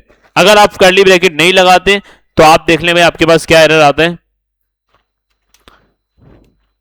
मैंने लिख दिया यहां पे फुल नेम, कर्ली ब्रैकेट नहीं लगाए तो अब इसको पता ही नहीं लगेगा भाई क्या है, और यहां पे देखें ये फुल नेम लिख दिया उसने, एज अ टेक्स्ट उसको यूज कर लिया। तो अगर आपको जावास्क्रिप्ट यूज करनी है तो फिर आपको उसको बताना पड़ेगा कि भाई ये जो है ना कर्ली ब्रैकेट के अंदर आएगा। तो अब ये बोलेगा अच्छा भाई ये जावास्क्रिप्ट है, तो जावास्क्रिप्ट आपको यहाँ पे शो हो जाएगी। ठीक है, तो ये कुछ चीजें थी जो रिएक्ट के अंदर चेंज थी HTML CSS जावास्क्रिप्ट से, तो वो सारी चीजें मैंने आपको बता दी। जो चीजें मैंने नहीं बताई समझ जाए वो वैसे ही है जैसे पहले थी, जैसे पहले चल रही थी वो। ठीक है, तो यही बता दिया जावास्क्रिप्ट कहाँ लिखते हैं, रिटर्न से पहले, और रिटर्न के बाद हम HTML CSS लिख सकते हैं। तो इस पूरे टेक्स्ट को, इस पूरे जो ये हमारा जो फॉर्मेट बना है इसको हम JSX बोलते हैं कि भाई आप जावास्क्रिप्ट के अंदर HTML CSS का कोड भी यूज कर सकते हैं। और ये सारी चीजें जो पूरा जो हम काम कर रहे हैं वो कहां पे काम कर रहे हैं, एक कंपोनेंट के अंदर काम कर रहे हैं। और कंपोनेंट की पहचान क्या है कि आपने उसका नाम कैपिटल से लिखा है और जब उसको कॉल किया है तो कैपिटल में कॉल किया उसको। ठीक है, कॉल कहां पे किया हुआ, ये रहा। ठीक है, app.js के अंदर, सॉरी index.js के अंदर आपने ऐप को कॉल किया, और ऐप के अंदर आपने सारा जो भी काम खराब किया है या सही किया है वो सारा आपने यहाँ पे कर दिया। ठीक है, तो अभी तक हमारे 2 टॉपिक कंप्लीट हो गए, ये भी कंप्लीट हो गया है और ये भी कंप्लीट हो गए हैं। ठीक है, बस लास्ट हम कंपोनेंट पढ़ते हैं और उसके बाद फिर देखते हैं अगर टाइम बचा तो प्रॉप्स, वरना फिर ये तो मेरे ख्याल से आज नहीं होगा। कंपोनेंट तो पहले देखते हैं। ठीक है, अच्छा अब हम चलते हैं कंपोनेंट क्या होता है। ठीक है, ये सारी चीजें हो गई, फॉर्मेट पता चल गया, रिएक्ट की थोड़ी बहुत भावना हो गई, किस तरह काम करना है क्या करना है ये सब पता चल गया। अब कंपोनेंट होता क्या है हमें ये देखना है। तो मैंने छोटी सी एक इसकी गूगल से पूछ लिया कि भाई रिएक्ट के अंदर कंपोनेंट क्या होता है, तो ये क्या बोल रहा है भाई, react component is an independent, ठीक है, रियूजेबल पीस ऑफ कोड। जैसे आपका फंक्शन होता है, अगर आप उसको ऐसा बना के रख ले अलग फाइल के अंदर, उसको वहां से एक्सपोर्ट कर दें तो कहीं भी आपको मिल सकता है और रियूजेबल है, जितनी दफा उसको कॉल करना चाहे कर सकते हैं। सेम कंपोनेंट भी ऐसा ही है कि आप फॉर एग्जांपल एक कार्ड बना के रख ले, मैंने आपको एक कार्ड वाली एग्जांपल दी, या आप एक हेडर बना के रख लें। क्या आपको हेडर है, जिस तरह आपको लास्ट टाइम एग्जांपल दी थी कि HTML CSS के अंदर अगर आप हेडर और फुटर बनाते हैं, हेडर की बात करते हैं, तो 80 पेज की वेबसाइट है, तो आप क्या करेंगे भाई 80 जगह उस हेडर को कॉपी करेंगे, पेस्ट करेंगे, कॉपी करेंगे, पेस्ट करेंगे, इस तरह से। ठीक है, लेकिन रिएक्ट के अंदर क्या होता है कि जो चीज कंपोनेंट आप कब बनाएंगे, जो चीज आपकी बार बार रिपीट हो रही होगी। अब बार बार से मुराद देखिए, अगर मैं कहूं ना, जो मैं प्रैक्टिस यूज करता हूं, तो ये है कि भाई अगर कोई चीज एक दफा यूज हुई है, ठीक है, वो तो ठीक है, लेकिन जैसे ही वो चीज वापस यूज करनी है आपको 2 दफा, तो अब उसका आप कंपोनेंट बना दें। मतलब कोई भी ऐसी चीज जो 2 या 2 से ज्यादा आपकी यूज हो रही है, जैसे कि वेबसाइट के अंदर एक बटन होता है। अब जैसे कि हमने एक आपको असाइनमेंट काफी टाइम पहले दिया था, ये सॉल्ट एंड पेपर की वेबसाइट है। अब यहां पे आप एक चीज नोट करें, एक चीज नोट करें, यहां पे ये बटन है, एक बटन ये रहा, ये 4 बटन है। अगर मैं थोड़ा सा अक्लमंद होता और रिएक्ट यूज कर रहा होता, तो मैं सिंपल क्या करता, इसका एक बटन का कंपोनेंट बनाता और उसको कंपोनेंट को एक जगह बना के रख देता और 4 जगह में यूज कर लेता, ठीक है। लेकिन अगर अक्लमंद नहीं होता, अगर मैं HTML CSS यूज कर रहा होता, तो मैं क्या करता, भाई इसको 4 दफा बनाता, कॉपी करता, पेस्ट करता, कॉपी करता, पेस्ट करता, इस तरह से, ठीक है। और भी नीचे देखिए, ये बटन भी सेम है, ये बटन भी सेम, मतलब एक से ज्यादा बार कोई भी चीज आपकी यूज हो रही है रिएक्ट के अंदर, आप उसका कंपोनेंट बना दें, ताकि जब भी उसको यूज करना हो, आप सिंपल बार बार उस कोड को नहीं लिखें, आप उस कंपोनेंट को जस्ट कॉल कर लें। तो चलें काम करते हैं, कंपोनेंट बना के देखते हैं कि भाई ये बनता किस तरह से है और कैसे यूज करते हैं इसको। तो सबसे अच्छी प्रैक्टिस, अच्छा मैंने आपको देखें वही वाली चीज है कि रिएक्ट के अंदर मैंने आपको बताया था, रिएक्ट के अंदर और फ्रेमवर्क और लाइब्रेरी के अंदर डिफरेंस यही है कि फ्रेमवर्क के अंदर बंदे को जो है ना बाइंड कर दिया जाता है कि भाई यही तरीका है, इसी से आपको यूज करना है। लेकिन लाइब्रेरी के अंदर क्या होता है कि हर बंदा अपनी मर्जी से काम करता है, वो बोलेगा भाई मैं कैपिटल लेटर से कंपोनेंट का नाम बनाऊंगा, कोई बोलता है फोल्डर बना के मैं बनाऊंगा। तो हर बंदा अपने तरीके से जो है ना, वो जो इसको अच्छा लगता है उस हिसाब से वो यूज कर रहा होता है और कंपोनेंट बना रहा होता है और कोड स्ट्रक्चर अपने हिसाब से डिजाइन कर रहा होता है। तो मैंने भी काफी टाइम काम कर लिया और आप भी इसकी बेस्ट प्रैक्टिस देख सकते हैं, गूगल से पूछ सकते हैं, चैट से पूछ सकते हैं कि भाई कंपोनेंट बनाने का बेस्ट तरीका क्या है, या रिएक्ट के अंदर कोड करने का, या रिएक्ट के अंदर कोड स्ट्रक्चर करने का बेस्ट तरीका क्या है। तो ज्यादातर जो यूज होता है ना कंपोनेंट बनाने का तरीका, जो ज्यादातर लोग कंपनी के अंदर, सॉफ्टवेयर हाउस के अंदर डेवलपर, सीनियर डेवलपर यूज कर रहे होते हैं, वो क्या है कि एक तो मैंने आपको बता दिया, जो भी काम करेंगे SRC के अंदर करेंगे। तो सबसे पहले अगर आपको कंपोनेंट बनाना है ना, तो सबसे पहले आप उसका फोल्डर बना लें, ठीक है। तो आप सिंपल SRC के अंदर आए और उसका फोल्डर बना दें, किस नाम से भाई, कंपोनेंट के नाम से। कंपोनेंट्स, जितने भी कंपोनेंट होंगे, अब वो 40 हो, 50 हो, 1000 हो, 2000 हो, जितने भी कंपोनेंट होंगे वो सारे अब कंपोनेंट के अंदर बनेंगे। ये जो है ना स्ट्रक्चर यूज किया जाता है, एक स्टैंडर्ड है, ठीक है। अच्छा, कंपोनेंट के अंदर जितने कंपोनेंट होंगे वो आप बना सकते हैं। अच्छी प्रैक्टिस ये, अच्छा काफी सारे डेवलपर्स क्या करते हैं, डायरेक्ट कंपोनेंट का नाम लिख देते हैं, फाइल बनाते हैं और शुरू हो जाते हैं। मतलब कंपोनेंट का फोल्डर बनाया, डायरेक्ट फाइल बनाई, उसके अंदर जैसे मुझे अभी जो बनाना है ना, वो बनाना है मुझे एक कार्ड बनाना है, ठीक है, या एक बटन बनाना है, ठीक है। अब मुझे एक बटन बनाना है, सिंपल मैं क्या कर रहा हूं, बटन का एक कंपोनेंट बना दूंगा। क्यों? क्योंकि वो बटन मेरी पूरी वेबसाइट के अंदर 4 से 5 जगह यूज हो रहा है। कभी आपने ऐसा देखा एक वेबसाइट के अंदर कि एक इनपुट फील्ड का जो है ना वो बॉर्डर राउंडेड है, एक के पूरे जो है ना रेडियस हुए हुए, एक के जो है ना स्क्वायर हुए हुए। कभी ऐसा देखा है कि भाई एक ही वेबसाइट के अंदर, एक ही फॉर्म के अंदर सारी चीजें जो है ना, किसी का राउंड है, किसी का सर्कल है, किसी का पूरा राउंड हो रहा है, किसी का थोड़ा सा राउंड, ऐसा कभी नहीं देखा होगा आपने। क्यों? क्योंकि पूरी वेबसाइट के अंदर एक ही चीज जो है ना एक दफा बनती है और उसी को जो है ना वो पूरा फॉर्मेट सेम यूज किया जा रहा होता है। तो वो क्या होता है भाई, आप कंपोनेंट बनाते हैं और एक ही कंपोनेंट को आप सब जगह यूज कर रहे होते हैं। जैसे कि अभी मैंने आपको बटन की एग्जाम्पल दे दी है कि देखिए यहां भी एक बटन बना हुआ है, यहां भी, अब ये सेम बटन है जो देखिए सब जगह यूज हो रहे हैं। तो आप क्या करें भाई, जो भी काम रिपीट हो रहा है एक से ज्यादा बार, उसका आप कंपोनेंट बना दें और जब भी उसको आप यूज करना है सिंपल आप उसको कॉल कर देंगे। तो अब कंपोनेंट बनाने का तरीका हम सीख रहे थे। अब मैंने आपको अभी बताया कि ज्यादातर लोग पता है क्या करते हैं कंपनीज के अंदर, या जो भी सॉफ्टवेयर डेवलपर्स बन रहे होते हैं, आप में से भी कुछ ऐसा करेंगे। लेकिन ये आप पहले रिसर्च कर लीजिएगा यार कौन सा बेस्ट तरीका है कंपोनेंट बनाने का। तो मैं जो आपको बता रहा हूं, जो ज्यादातर यूज हो रहा होता है क्या है कि कंपोनेंट का आपने फोल्डर बना दिया। अब आपको जो भी कंपोनेंट बनाना है, जो भी बनाना है, जैसे कि मुझे बनाना है कार्ड बटन का ना, तो आप सिंपल यहां पे एक और फोल्डर बनाते हैं इसके अंदर, कंपोनेंट्स के अंदर, बटन, या इसको बोलते हैं माई बटन।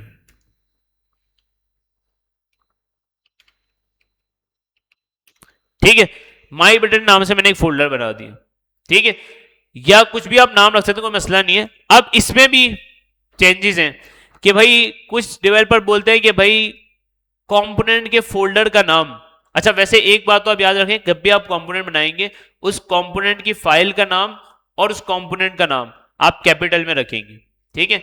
जैसे ही मैं कंपोनेंट बनाने जा रहा हूं, चले एक काम करते हैं, बिल्कुल इसको सिंपल करते हैं, और इस कंपोनेंट के अंदर ही जो है ना हम सिंपल क्या बना लेते हैं भाई, एक फाइल बना लेते हैं। मुझे बटन बनाना है ना, सिंपल पहले ये समझ लेते हैं कि यार कंपोनेंट बनता किस तरह है, तो मैंने सिंपल इसको बोला बटन डॉट जेएस, ठीक है, ये आपको क्या बन गया, कंपोनेंट, कंपोनेंट की फाइल बन गई। और बस आपको ये याद रखना है कि जब भी आप कंपोनेंट बनाएं कोशिश करें कि उसको कैपिटल लेटर से स्टार्ट करें। तो देखिए मैंने बटन का नाम क्या रखा है, कैपिटल रखा है, ठीक है। अब मुझे कंपोनेंट बनाने, तो कंपोनेंट सिंपल किस तरह बनता है भाई, सिंपल आप फंक्शन यूज करते हैं, फंक्शन उसके बाद कंपोनेंट का नाम, तो कंपोनेंट का नाम भी आप कोशिश करें जो आपने फाइल का नाम रखा है ना सेम वही कंपोनेंट का नाम रखना है। पहले आप ये सारी चीजें डिसाइड कर लेंगे, भाई थोड़ी देर मुझे बटन बनाना है, बटन डॉट जेएस करके फाइल बनाई और उसके कंपोनेंट का नाम भी मैंने, अच्छा ये मैं क्यों बार बार आपको बोल रहा हूँ कि दोनों चीजें सेम रखें, क्योंकि बाद में जो है ना बहुत मसले होते हैं कि भाई फाइल का नाम कुछ है, उसके अंदर कंपोनेंट का नाम कुछ है, तो जब आप इंपोर्ट करते हैं ना तो आगे पीछे चीजें हो जाती है और फिर आपको बाद में एरर्स आ रहे होते हैं और पता नहीं लगता कि यार कहाँ गलती है। तो अगर नाम बिल्कुल आप सेम रखेंगे ना, कंपोनेंट का भी और फाइल का भी, तो आपको जो है ना मुश्किल नहीं होगी। तो ये बेस्ट प्रैक्टिस सारी मैं आपको बता रहा हूं जो कि यूज हो रही होती है। तो बटन फाइल का नाम रख दिया, अब मुझे बटन ही बनाना है तो सिंपल मैंने बटन के नाम से फंक्शन इसका नाम रख दिया, ये मेरा कंपोनेंट अभी रेडी हो गया, मतलब फंक्शन मेरा रेडी हो गया कंपोनेंट का। अब इसके अंदर पता है आपको कि मुझे एचटीएमएल लिखनी है, तो सबसे पहले मुझे रिटर्न करना पड़ेगा, और रिटर्न मुझे एक सिंपल राउंड ब्रैकेट लगा देते हैं, ठीक है, और यहाँ पे सिंपल मैंने एक डिव कर दिया, डिव क्यों नहीं आया भाई, एक्सटेंशन हमें लेनी पड़ेगी वरना टाइम लग जाएगा, ठीक है। मैंने एक डिव बना दिया और डिव के अंदर आपको पता है हम क्या यूज करते हैं, अगर बटन लगाने तो आप क्या यूज करते हैं भाई, बटन यूज करते हैं। तो HTML का बटन आपको पता है किस तरह मिलता है हमें, इस तरह से, ठीक है, और इसके अंदर मुझे क्या लिखाना है भाई, सबमिट, क्या हो गया भाई, सबमिट, ठीक है, सबमिट हो गया, ये मेरा बटन बन गया, ठीक है। अब कोई स्टाइलिंग में स्टाइल करनी है तो आप कर सकते हैं, मैंने सिंपल मेरा एक कंपोनेंट बना दिया बटन के नाम से। अब जब भी ये मुझे बटन पूरी वेबसाइट के अंदर चाहिए होगा, मैं सिंपल क्या करूंगा, ये बार बार कॉपी पेस्ट नहीं करूंगा इस कोड को, इसको क्या करूंगा, इंपोर्ट कर लूंगा जहां मुझे इसको यूज करना है। लेकिन ये इंपोर्ट तो तब होगा ना जब यहां से मैं इसको क्या करूंगा, एक्सपोर्ट करूंगा। तो यहां से सिंपल मैं क्या करूंगा, एक्सपोर्ट, और क्या लिखते हैं आगे, क्या लिखते हैं, चलें पहले इसको यहां देखते हैं। देखें इसने क्या किया हुआ है, इसने किस तरह एक्सपोर्ट किया हुआ है, एक्सपोर्ट डिफॉल्ट ऐप। डिफॉल्ट का मतलब क्या होता है कि भाई डिफॉल्ट मतलब क्या है कि एक वक्त के अंदर एक ही यहां से एक्सपोर्ट हो सकता है। अगर आपको एक फाइल के अंदर आपने 2 या 3 कंपोनेंट बना दिए, जो कि अच्छी प्रैक्टिस नहीं है लेकिन ये भी लोग कर रहे होते हैं कि एक फाइल के अंदर 3 कंपोनेंट बना दिए, तो अब वो तीनों आपको यहां से एक्सपोर्ट करने, तो फिर यहां से आप डिफॉल्ट नहीं कर सकते। फिर आप क्या करेंगे भाई, अगर आपने 3 बनाए हुए हैं ना एक फाइल के अंदर, तो आप सिंपल एक्सपोर्ट करें और फिर एक तो आपने ऐप बनाया वो लिख दें, फिर कॉमा देखिए आपने कुछ और बनाया, बटन बनाया वो लिख दें, ठीक है, फिर तीसरा आपने कुछ बनाया तो इस तरह से। लेकिन अगर आप डिफॉल्ट यूज कर रहे हैं, जो अच्छी प्रैक्टिस यही है कि आप डिफॉल्ट यूज करें, तो डिफॉल्ट से क्या होगा कि एक वक्त के अंदर एक कंपोनेंट से एक ही कंपोनेंट जा रहा होगा, ठीक है। तो इससे आपको जो है ना बेस्ट प्रैक्टिस आप यूज करेंगे ना, तो थोड़ा सा एरर आने के चांसेस आपके कम हो जाएंगे, ठीक है। तो हम भी क्या करेंगे भाई, हमारा कंपोनेंट एक वक्त के अंदर एक ही जाएगा, तो हम सिंपल इसको बोल देते हैं डिफॉल्ट, एक्सपोर्ट डिफॉल्ट, और क्या नाम है भाई बटन का, जो भी बटन का नाम है वो रख दिया, ठीक है। अब क्या होगा कि जब भी मैं इस फाइल से कोई चीज मंगवाऊंगा तो एक वक्त के अंदर एक ही चीज आएगी इस फाइल, क्योंकि एक ही है। अगर यहाँ पे 4 बटन बने हुए होते हैं, बटन 1, बटन 2, बटन 3, बटन 4, और इस फाइल से 4 कंपोनेंट एक्सपोर्ट करने होते मुझे, तो मैं सिंपल क्या करता, डिफॉल्ट नहीं लगाता। डिफॉल्ट का मतलब क्या होता है कि एक वक्त के अंदर एक ही एक्सपोर्ट होगा। अगर आपने 4 किए हुए तो आप ऑब्जेक्ट लगाएं और इस तरह से, इस तरह हमने तीन चार चीजें हमने इंपोर्ट की, जब हमने वही मॉड्यूल वाली चीज है, ये जो हमने मॉड्यूल जावा एडवांस जावास्क्रिप्ट के अंदर मॉड्यूल वाला काम किया था ना, इंपोर्ट एक्सपोर्ट वाला, ये वही चीज है सारी, ठीक है। अच्छा, तो ये हो गया, बटन एक्सपोर्ट हो गया। अब ये बटन हमने कंपोनेंट बना लिया। अब जब भी मुझे इस बटन को यूज करना है, मुझे सिंपल क्या करना होगा, इस कंपोनेंट को कॉल करना होगा, ठीक है। तो कहां कॉल करेंगे, ऐप के अंदर, ऐप के अंदर आ गए सिंपल। और यहां पे हमने जो इतना सारा काम किया हुआ है, इसको हम करते हैं बंद, ठीक है, सबको कर देते हैं बंद।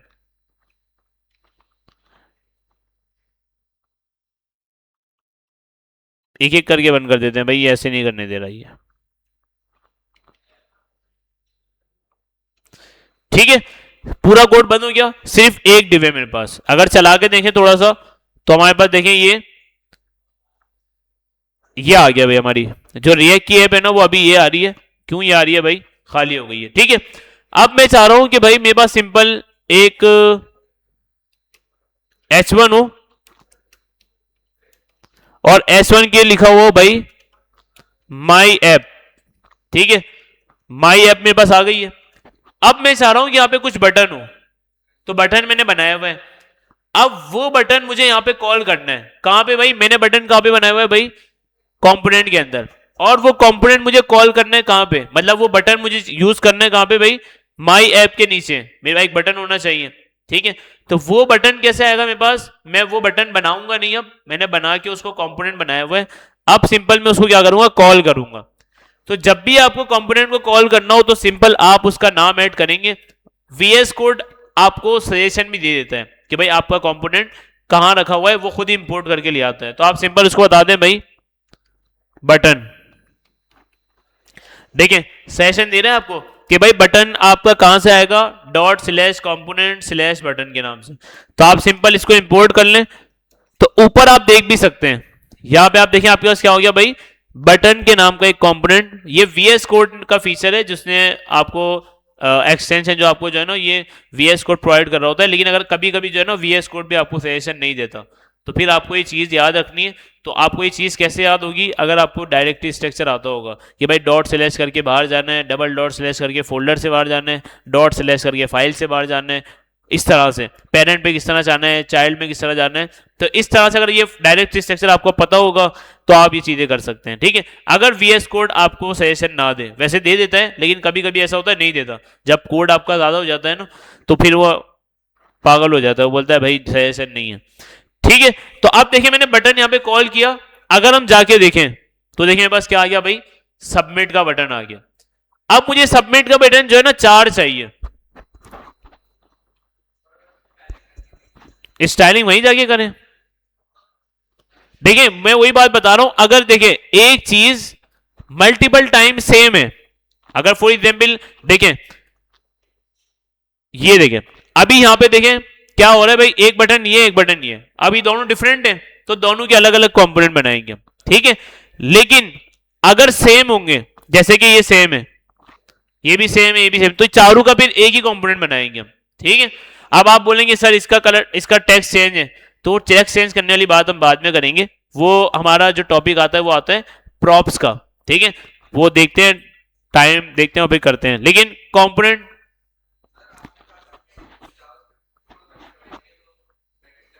हाँ, तो कंपोनेंट बेसिकली, कंपोनेंट जो है ना हमारा क्या है कि रिएक्ट की चीज है ना, ये रिएक्ट का एक कॉन्सेप्ट, ये रिएक्ट का एक फीचर है कंपोनेंट, ठीक है। अब कंपोनेंट क्या होता है आपका, यहां से जब एक्सपोर्ट हुआ, देखिए एक्सपोर्ट क्या हुआ, यहां से जावास्क्रिप्ट भी एक्सपोर्ट हुई है, ठीक है। तो अब जब इसको इंपोर्ट करते हैं, कहां गई भाई इंपोर्ट वाली फाइल, जब इसको हम इंपोर्ट करेंगे तो कंपोनेंट को हम इंपोर्ट करते हैं इस तरह से, मतलब राउंड रखिए। अच्छा देखिए वही वाली बात है, अगर मैं इस बटन को बनाता छोटा करके, तो ये HTML क्या समझती कि भाई ये कुछ HTML का एलिमेंट है। लेकिन कंपोनेंट हमेशा आप कैपिटल में इसीलिए बनाते हैं ताकि HTML को लगे कि भाई ये कंपोनेंट है, और कंपोनेंट को आप फिर इस तरह से कॉल कर सकते हैं, ठीक है। यहां पे आपको फिर जावास्क्रिप्ट, मतलब ये बता रहा था जावास्क्रिप्ट की कोई भी वेरिएबल है या फंक्शन है, अगर आपको वो यूज करना है तो उसके लिए आप कर्ली ब्रैकेट लगाएंगे, ठीक है। लेकिन ये तो कंपोनेंट जो है ये रिएक्ट का फीचर है ना, रिएक्ट के अंदर की चीज है, तो वो बोलता है आप इस तरह से उसको कॉल कर सकते हैं, ठीक है। अगर प्योर जावास्क्रिप्ट हमें लगा रहे थे कि भाई जावास्क्रिप्ट प्रॉपर पूरी लगा रहे हैं कि भाई फर्स्ट नेम या अलर्ट लगाना है मुझे, अब मुझे अलर्ट लगाना है यहाँ पे, तो अब मैं अलर्ट नहीं लगा सकता क्योंकि प्रॉपर जावास्क्रिप्ट है, लेकिन वो हमारा क्या बन गया, कंपोनेंट, जो कि रिएक्ट की चीज है। तो रिएक्ट बोलता है कि आप इस तरह से कंपोनेंट को कॉल कर सकते हो। ठीक है, हैं? हाँ तो इंपोर्ट भी तो किया है ना हमने।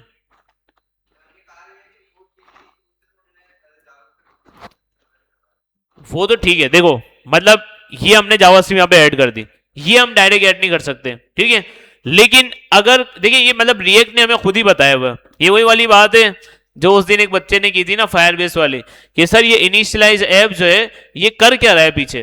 तो भाई वो फायरबेस ने बनाया, वो फायरबेस बताएगा। तो इस तरह से इसका भी कॉन्सेप्ट ये है कि भाई जावा जो हमारी रिएक्ट है ना वो ये बोलती है कि अगर आपको कंपोनेंट कॉल करना है तो उसके लिए आपको जो है ना डायरेक्ट आप कॉल कर सकते हैं, उसके लिए आपको कर्ली ब्रैकेट लगाने की जरूरत नहीं है। अगर जावास्क्रिप्ट की कोई वैल्यू, जैसे कि फॉर एग्जांपल यहां पे अगर मैं देखिए यहां से मैं एक्सपोर्ट क्या कर रहा हूं, कंपोनेंट एक्सपोर्ट कर रहा हूं। अगर मैं किसी फाइल से वेरिएबल एक्सपोर्ट कर रहा होता, जैसे कि हम एक काम करते हैं, यहां से एक फाइल को, ये हमारे पास ये रही, या app.js तो ऑलरेडी हमारे पास है। एक काम करते हैं, रूट पे एक फाइल बना लेते हैं। यहाँ पे मैंने फाइल बना दी यहाँ पे रूट पे, और मैंने इसको बोल दिया भाई, इसको हम बोल देते हैं भाई फाइल डॉट जेएस कर दिया। अब ये मेरी फाइल है, यहां पे अगर मैं वेरिएबल बनाता हूं, कोई क्या बना दिया भाई यहाँ पे वेरिएबल, मैं बोलता हूं वेरिएबल लेट, और इसको बोल देते हैं हम simple name, user name equal to Ali, ठीक है, अली अहमद कर देते हैं। अब ये वेरिएबल बना दिया, ये क्या है, जावास्क्रिप्ट है। और जावास्क्रिप्ट मुझे अगर इस फाइल से किसी और फाइल में चाहिए, मैं सिंपल यहां से एक्सपोर्ट कर दूंगा, एक्सपोर्ट कर दी। अब मुझे किसी दूसरी फाइल में चाहिए तो वहां पे मैं क्या करूंगा भाई, app.js के अंदर चाहिए, मैं यहां पे क्या करूंगा, इसको इंपोर्ट कर लूंगा, इंपोर्ट फाइल, और कहां से आएगी ये फाइल, अच्छा सॉरी फाइल तो नहीं होगा, क्या था, यूजर नेम, और कहां से आएगा भाई, from dot slash file. Brackets क्यों लगाए, ये तो उस वक्त आपको सवाल करना चाहिए था जब हमने मॉड्यूल जावास्क्रिप्ट पढ़ी थी। हाँ भाई ब्रैकेट क्यों लगाए, क्योंकि एक वक्त के अंदर एक चीज, अच्छा देखिए एक्सपोर्ट हमने यहां से डिफॉल्ट नहीं किया, देखिए डिफॉल्ट एक्सपोर्ट, चले ये भी समझ लेते हैं यहाँ पे, क्योंकि डिफॉल्ट भी आ गया यहाँ पे। दो तरह से हम एक्सपोर्ट कर सकते हैं, अच्छा ये वाली बात हमने वहां पे की थी, अभी वापस कर लेते हैं, कि हमने दो तरीके से एक्सपोर्ट करते हैं। एक तो डायरेक्ट एक्सपोर्ट कर सकते हैं, तो जब भी आप डायरेक्ट एक्सपोर्ट करेंगे ना, तो आप उसको उसी नाम से कॉल करेंगे, क्योंकि देखिए एक फाइल के अंदर एक, जिस तरह आपने वो चीज यूज की थी फायरबेस, और फायरबेस के अंदर आप क्या करते थे, Firebase dot dash auth dot JS. अब ऑथ के अंदर से आप क्या क्या लेते थे, गेट ऑथ भी लेते थे, ऑथ भी ले लेते, फिर आप जो है ना साइन अप पॉपअप, फिर लॉग इन, फिर साइन अप, इस तरह से क्रिएट, ये सारी चीजें आप लेते थे। तो एक ही फाइल के अंदर अगर आपके पास से मल्टीपल चीजें एक्सपोर्ट हो रही हैं तो फिर आप कर्ली ब्रैकेट लगा के उसको लेते हैं, ठीक है। लेकिन अगर एक फाइल के अंदर से एक ही चीज एक्सपोर्ट हो रही है अगर डिफॉल्ट करके, तो फिर उसके अंदर आप उसको वैसे ही लेंगे जिस तरह उसका नाम था, ठीक है। देखिए वापस इसको देखते हैं, अगर मैं एक्सपोर्ट करता हूं इसको एक और, मतलब यहां से एक और यूजर नेम एक्सपोर्ट कर देते हैं, इसको हम कर देते हैं भाई लास्ट नेम, ठीक है। अब ये मैंने दो फाइलें यहां से दो वेरिएबल एक्सपोर्ट कर दिए, तो अब मुझे यहां पे क्या होगा, अच्छा यहां से एक्सपोर्ट इस तरह भी कर सकते हैं, वरना नीचे आके भी एक्सपोर्ट कर सकते हैं भाई, ऐसे भी एक्सपोर्ट कर सकते हैं। और ये वाली चीज तो मॉड्यूल के अंदर हमने पढ़ ली थी, एक्सपोर्ट यहां से अब जितनी एक से ज्यादा एक्सपोर्ट करनी हो हम कर सकते हैं, जैसे मैंने यूजर नेम भी एक्सपोर्ट कर दिया और लास्ट नेम भी एक्सपोर्ट कर दिया। अब जब वहां पे मैं इंपोर्ट करूंगा तो मुझे सेम इसी नाम से इंपोर्ट करना होगा, क्योंकि एक फाइल के अंदर से मल्टीपल चीजें एक्सपोर्ट हो रही हैं।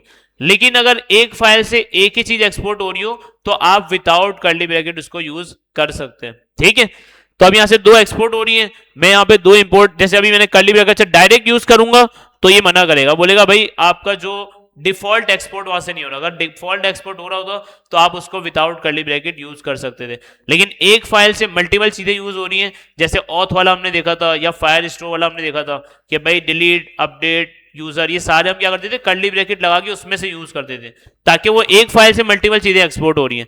अगर एक फाइल से इस तरह बटन का कंपोनेंट है, अब वो एक फाइल से एक ही चीज एक्सपोर्ट कर रहा है, तो वहां पे हम क्या करेंगे, उसको डायरेक्ट जो है ना इंपोर्ट कर लेंगे, मतलब उसी नाम से, ठीक है।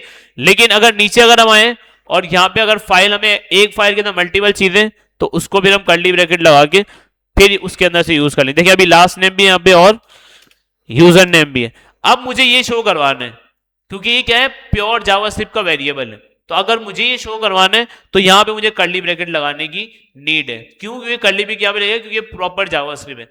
लेकिन अगर कंपोनेंट होगा तो कंपोनेंट क्या है, रिएक्ट की चीज है, तो रिएक्ट ने बोला है कि अगर आपको कंपोनेंट यूज करना है तो आप सिंपल एचटीएमएल की तरह उसको यूज कर सकते हैं, ठीक है। क्योंकि उसके अंदर तीन चीजें आ रही हैं, एचटीएमएल भी आ रही है, सीएसएस भी आ रही है, जावास्क्रिप्ट भी आ रही है, और वो पूरा एक कॉन्सेप्ट बन गया कंपोनेंट का।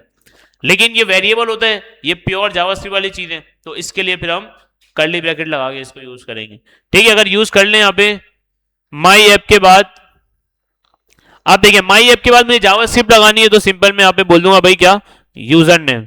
तो आप देखिए माई ऐप के साथ इधर यूजर नेम हमारे पास आ गया, ठीक है। तो ये वेरिएबल है जावास्क्रिप्ट का, तो इसलिए हमें इसको इस तरह से एक्सपोर्ट करके इंपोर्ट करके चला लिया। लेकिन अगर कंपोनेंट होगा तो रिएक्ट ने हमें ये बताया है कि अगर आपको कंपोनेंट एक्सपोर्ट करना है और यूज करना है तो आप सिंपल इस तरह से कॉल कर सकते हैं। ये क्या आ गया भाई, अलर्ट, अच्छा ये चीज है, ठीक है। और बटन नहीं आया, क्यों? क्योंकि बटन का हमने ये बंद कर दिया था, ठीक है भाई। अच्छा अब बात चल रही थी भाई बटन की, एक बटन आ गया मेरे पास। अब इस तरह से मुझे चार बटन चाहिए सेम इसी स्टाइलिंग के, तो आप क्या करेंगे भाई, बार बार उस कंपोनेंट मतलब उस कोड को कॉपी पेस्ट नहीं करेंगे, बल्कि जो आपका कंपोनेंट बना हुआ है उसी को आप क्या करेंगे भाई, जितनी दफा आपको चाहिए आप कॉल करें, आपका उतनी दफा वो बटन आ जाएंगे, ठीक है। अब कोई ये बोलता है कि सर इसका टेक्स्ट कलर, टेक्स्ट चेंज करना है, तो वो भी चेंज हो जाएगा, लेकिन वो टॉपिक हमारा दूसरा है जिसको हम बोलते हैं प्रॉप। तो प्रॉप के जरिए हम जो है ना इसका टेक्स्ट चेंज कर सकते हैं, ठीक है। लेकिन वो आज तो हो सकेगा नहीं, कल की क्लास में उसको देखेंगे, ठीक है।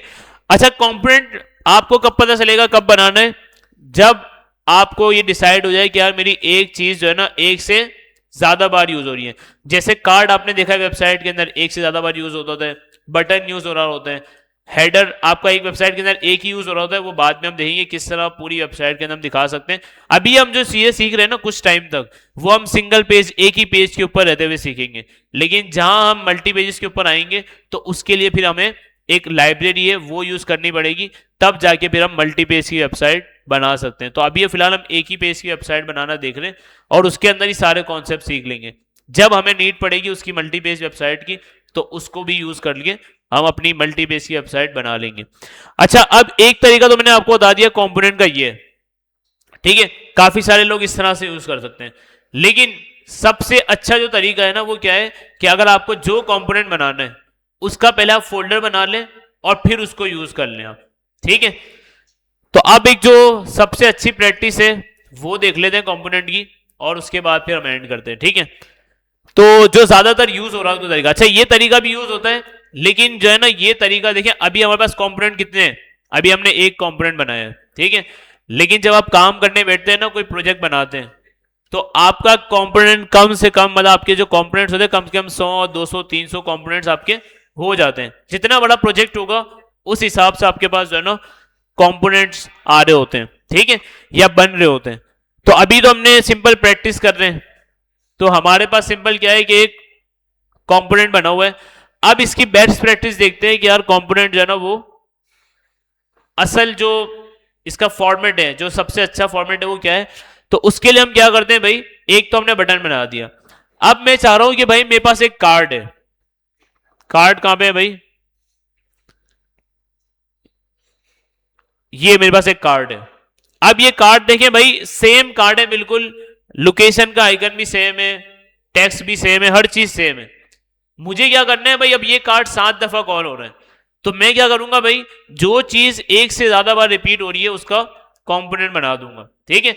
ये प्रैक्टिस आपने लाजमी रखनी है, क्योंकि बाद में जाके जो है ना बहुत सारे इश्यूज होते हैं कि भाई आपने एक चीज आपकी मल्टीपल टाइम कॉल हो रही है, आपने उसका कंपोनेंट नहीं बनाया, तो आप वही वाला काम हो जाएगा। अगर उस रिपीटेड चीज का आप कंपोनेंट नहीं बनाएंगे तो पता ही क्या हो जाएगा कि आप HTML CSS यूज कर रहे हैं। तो जब भी आप रिएक्ट की मेन फीचर ही मेन रिएक्ट का यही है कि अगर आप रिपीटेड काम को कम करना चाहते हैं तो आप कंपोनेंट बना लें, और ये देखें, ये डेफिनेशन भी आपको यही बता रही है कि आपका रीयूजेबल कोड, मतलब जो भी आपका कोड जो है ना आपको रीयूज करना है, बार बार यूज करना है, उसका आप कंपोनेंट बना दे ताकि आप उसको मल्टीपल टाइम यूज कर सकें। ठीक है, कहां चला गया भैया ना। ठीक है, तो अब ये टेक्स्ट क्या चेंज करना है, इसको हम देते हैं। अब हम चाह रहे हैं कि भाई एक अदद हमारे पास कार्ड है ये, और कार्ड हमारा 7 जगह कॉल हो रहा है, तो हम क्या कर लेते हैं भाई, ये कार्ड बना लेते हैं, और एक कार्ड बनाने के बाद सिंपल इसको कॉल कर लेते हैं लास्ट, और जो सबसे अच्छी प्रैक्टिस है कंपोनेंट की वो देख लेते हैं।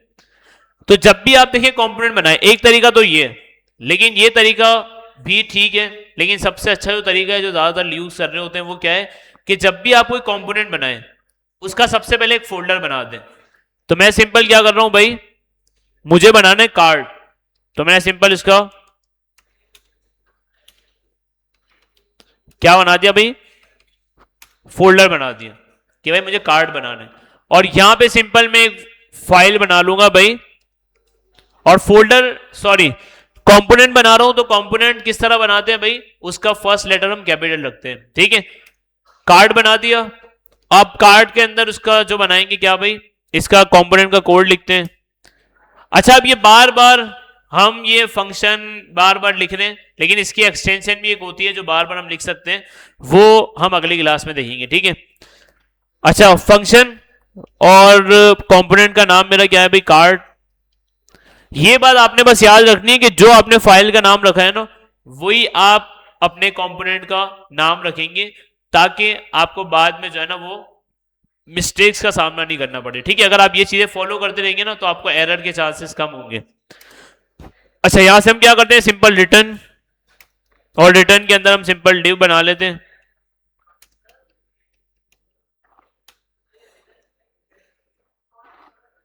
क्या हुआ, रिटर्न, रिटर्न इसलिए लिख रहे हैं कि अगर हमें कंपोनेंट के अंदर जावास्क्रिप्ट के साथ साथ एचटीएमएल सीएसएस भी यूज करनी है तो रिटर्न के अंदर हम लिखते हैं। ठीक है, रिटर्न से पहले पहले हम अपनी जावास्क्रिप्ट लिख सकते हैं। ये कंपोनेंट के अंदर एक चीज है कि अगर आपको कंपोनेंट के अंदर बेसिकली जो जेएसएक्स है ना, ये जेएसएक्स की बात जो हमने अभी भी की थी थोड़ी देर पहले, कि भाई जेएसएक्स वो चीज होती है कि आपकी, मैंने इसको आपको यहाँ पे डेफिनेशन भी बताई थी शायद, ये रही जेएसएक्स आपका क्या काम करती है भाई, कि जावास्क्रिप्ट के साथ आपको एचटीएमएल सीएसएस लिखने की जो है वो इजाजत दे देती है। ये समझ लें कि भाई आप जावास्क्रिप्ट के साथ साथ एचटीएमएल सीएसएस भी आप लिख सकते हैं, तो इसको हम जेएसएक्स बोलते हैं। तो यहां पे हम क्या कर रहे हैं भाई, देखिए फंक्शन बना रहे हैं जावास्क्रिप्ट के अंदर, लेकिन आपको एचटीएमएल सीएसएस भी लिखनी है, तो आप रिटर्न के बाद एचटीएमएल सीएसएस भी लिख सकते हैं। ठीक है, अच्छा अब हमें सिंपल एक कार्ड हमारा ऐसा होना चाहिए जिसके अंदर लिखा हो भाई ओपनिंग सून, लिखा है ना वहां पे ओपनिंग सून। ठीक है, और नीचे एक पैराग्राफ लगा लेते हैं भाई, और पैराग्राफ के अंदर क्या लिखा हुआ है हमारे पास। ठीक है, ये पैराग्राफ के अंदर लिखा है तो हमने लगा दिया ये।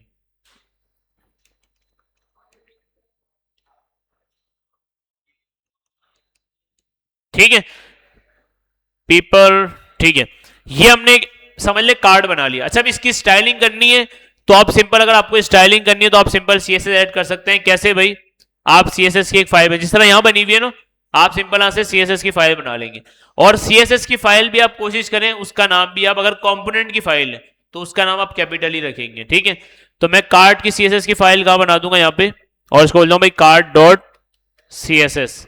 अब जितनी भी सीएसएस आपको लिखनी है कार्ड से रिलेटेड आप लिख दें, जैसे मैंने H1 लिखा है, और H1 के अंदर आप लिख सकते हैं यहाँ पे, या डायरेक्ट H1 को टारगेट, चले टारगेट कर लेते हैं। मैंने इसको बोल दिया भाई इसका जो कलर है वो क्या हो जाए भाई, ग्रीन हो जाए भाई। ठीक है, ये वाला ग्रीन कर देते हैं। ठीक है, अब ये क्यों नहीं आ रहा यहां पे, हाँ भाई कार्ड मैंने बनाया उसको कलर भी दे दिया लेकिन आ नहीं रहा यहां पे, एक्सपोर्ट नहीं किया, एक्सपोर्ट डिफॉल्ट कार्ड, अब आ जाएगा। इंपोर्ट भी करना है, सीएसएस भी इंपोर्ट करनी है, तो सीएसएस इंपोर्ट करने के लिए सिंपल क्या करते हैं भाई, इंपोर्ट और डॉट स्लैश, आप देखें सजेशन नहीं दे रहा। तो अब क्या करेंगे भाई, हमें पता है कि डॉट स्लैश के बाद डायरेक्ट हम उस फाइल के अंदर चले जाएंगे, तो card dot C S S, ठीक है। अब चला के देखें तो आ जाएगा, नहीं आ रहा भाई। ऐप के अंदर जाएगा, क्योंकि ऐप हमारी जो है ना मेन कॉल हो रही होती है ना। तो ऐप के अंदर कहां है भाई, ये रहा। और ये सारे बटन हम बंद करते हैं, एक ही बटन रखते हैं हम, या दो कर लेते हैं, ठीक है। और इसके बाद में कॉल कर देता हूं भाई कार्ड वाला कंपोनेंट। तो किस तरह कॉल करते हैं कंपोनेंट, लेस देन का साइन, उसके बाद कार्ड, और देखिए मुझे इसने सजेशन दे दी। अब देखिए मुझे क्या बता रहा है कि भाई डॉट स्लैश कंपोनेंट, फिर उसके अंदर एक फोल्डर है कार्ड, फिर उसके अंदर एक फाइल है कार्ड की। तो वो आप जो है ना कॉल कर लें। और कंपोनेंट बंद किस तरह करते हैं, जिस तरह हम सेल्फ क्लोजिंग टैग बंद कर रहे होते हैं, ठीक है।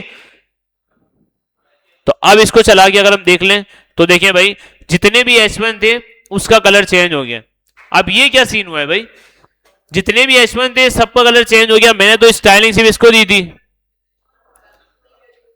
तो अब मैं क्लास से टारगेट कर लूं, आप ये बोल रहे हो। चले भाई कार्ड के अंदर आके हम H1 को क्लास देते हैं। अब यहां पे जो है ना HTML के अंदर हम क्लास किस तरह देते थे भाई, सिंपल क्लास करके। लेकिन रिएक्ट के अंदर आपको क्लास देनी है तो उसके लिए यूज होता है क्लास नेम, ठीक है। तो ये भी आपने नोट रखना है कि भाई HTML के अंदर सिंपल क्लास से काम हो जाता था, रिएक्ट के अंदर हम क्लास नेम हमें देना पड़ता है, तब जाके आप क्लास दे सकते हैं। तो मैं इसको बोलता हूं भाई कार्ड हेडिंग, ठीक है। और इसको हम क्या करेंगे भाई, अब यहां पे दे देंगे कार्ड की CSS की फाइल में, ठीक है। अब सिर्फ एक होगा, हो गया भाई। तो पहले H1 को हमने टारगेट किया था, तो ये मैंने आपको इसलिए बता दिया कि भाई क्लास की जगह क्लास नेम यूज करेंगे, और ताकि ऐसा ना हो कि भाई सब जगह वो अप्लाई कर दे वो, ठीक है। तो और कुछ मेरे ख्याल से, अच्छा ये ठीक है। अच्छा अब अगर आपको डिव को स्टाइलिंग करना है, जैसे पूरा प्रॉपर कार्ड बनाना है, तो आप वो बना सकते हैं जैसे आपको बनाना है, ठीक है।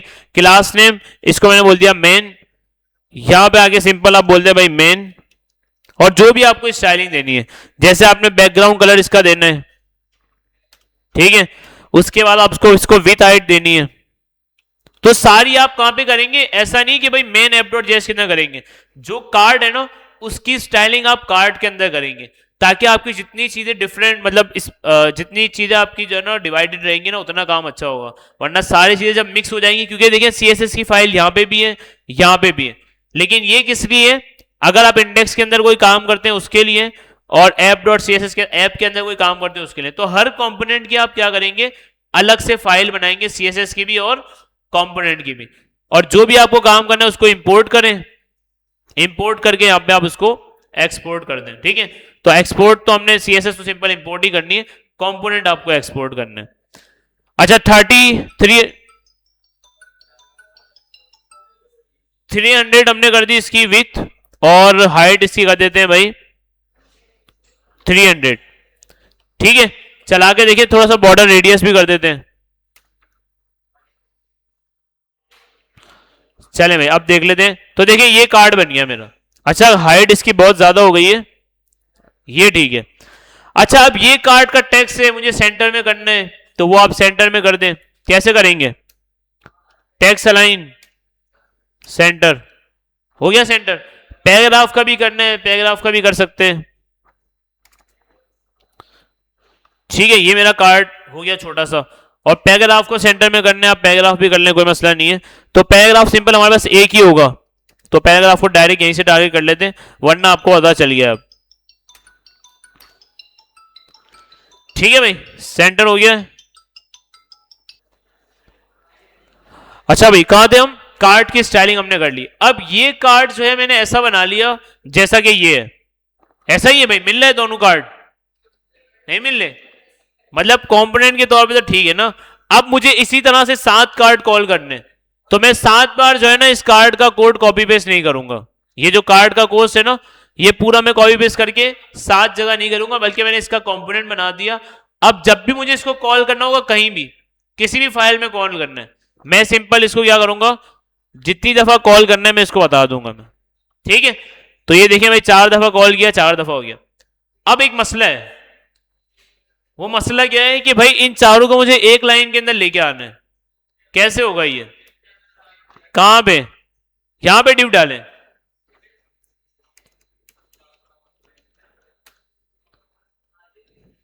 ठीक है। और आप बोल रहे हैं कि अभी इसके डिस्प्ले फ्लैग जस्टिफाई कंटेंट ये कर दें, लेकिन इसकी स्टाइलिंग हम कहां पे लिखेंगे? हाँ भाई, अच्छा देखिए, जिसकी फाइल की मतलब जो कंपोनेंट बना हुआ है, कोशिश करें कि उसके साथ उसी नेम की आप जो है ना उसी की फाइल सीएसएस की बना दें।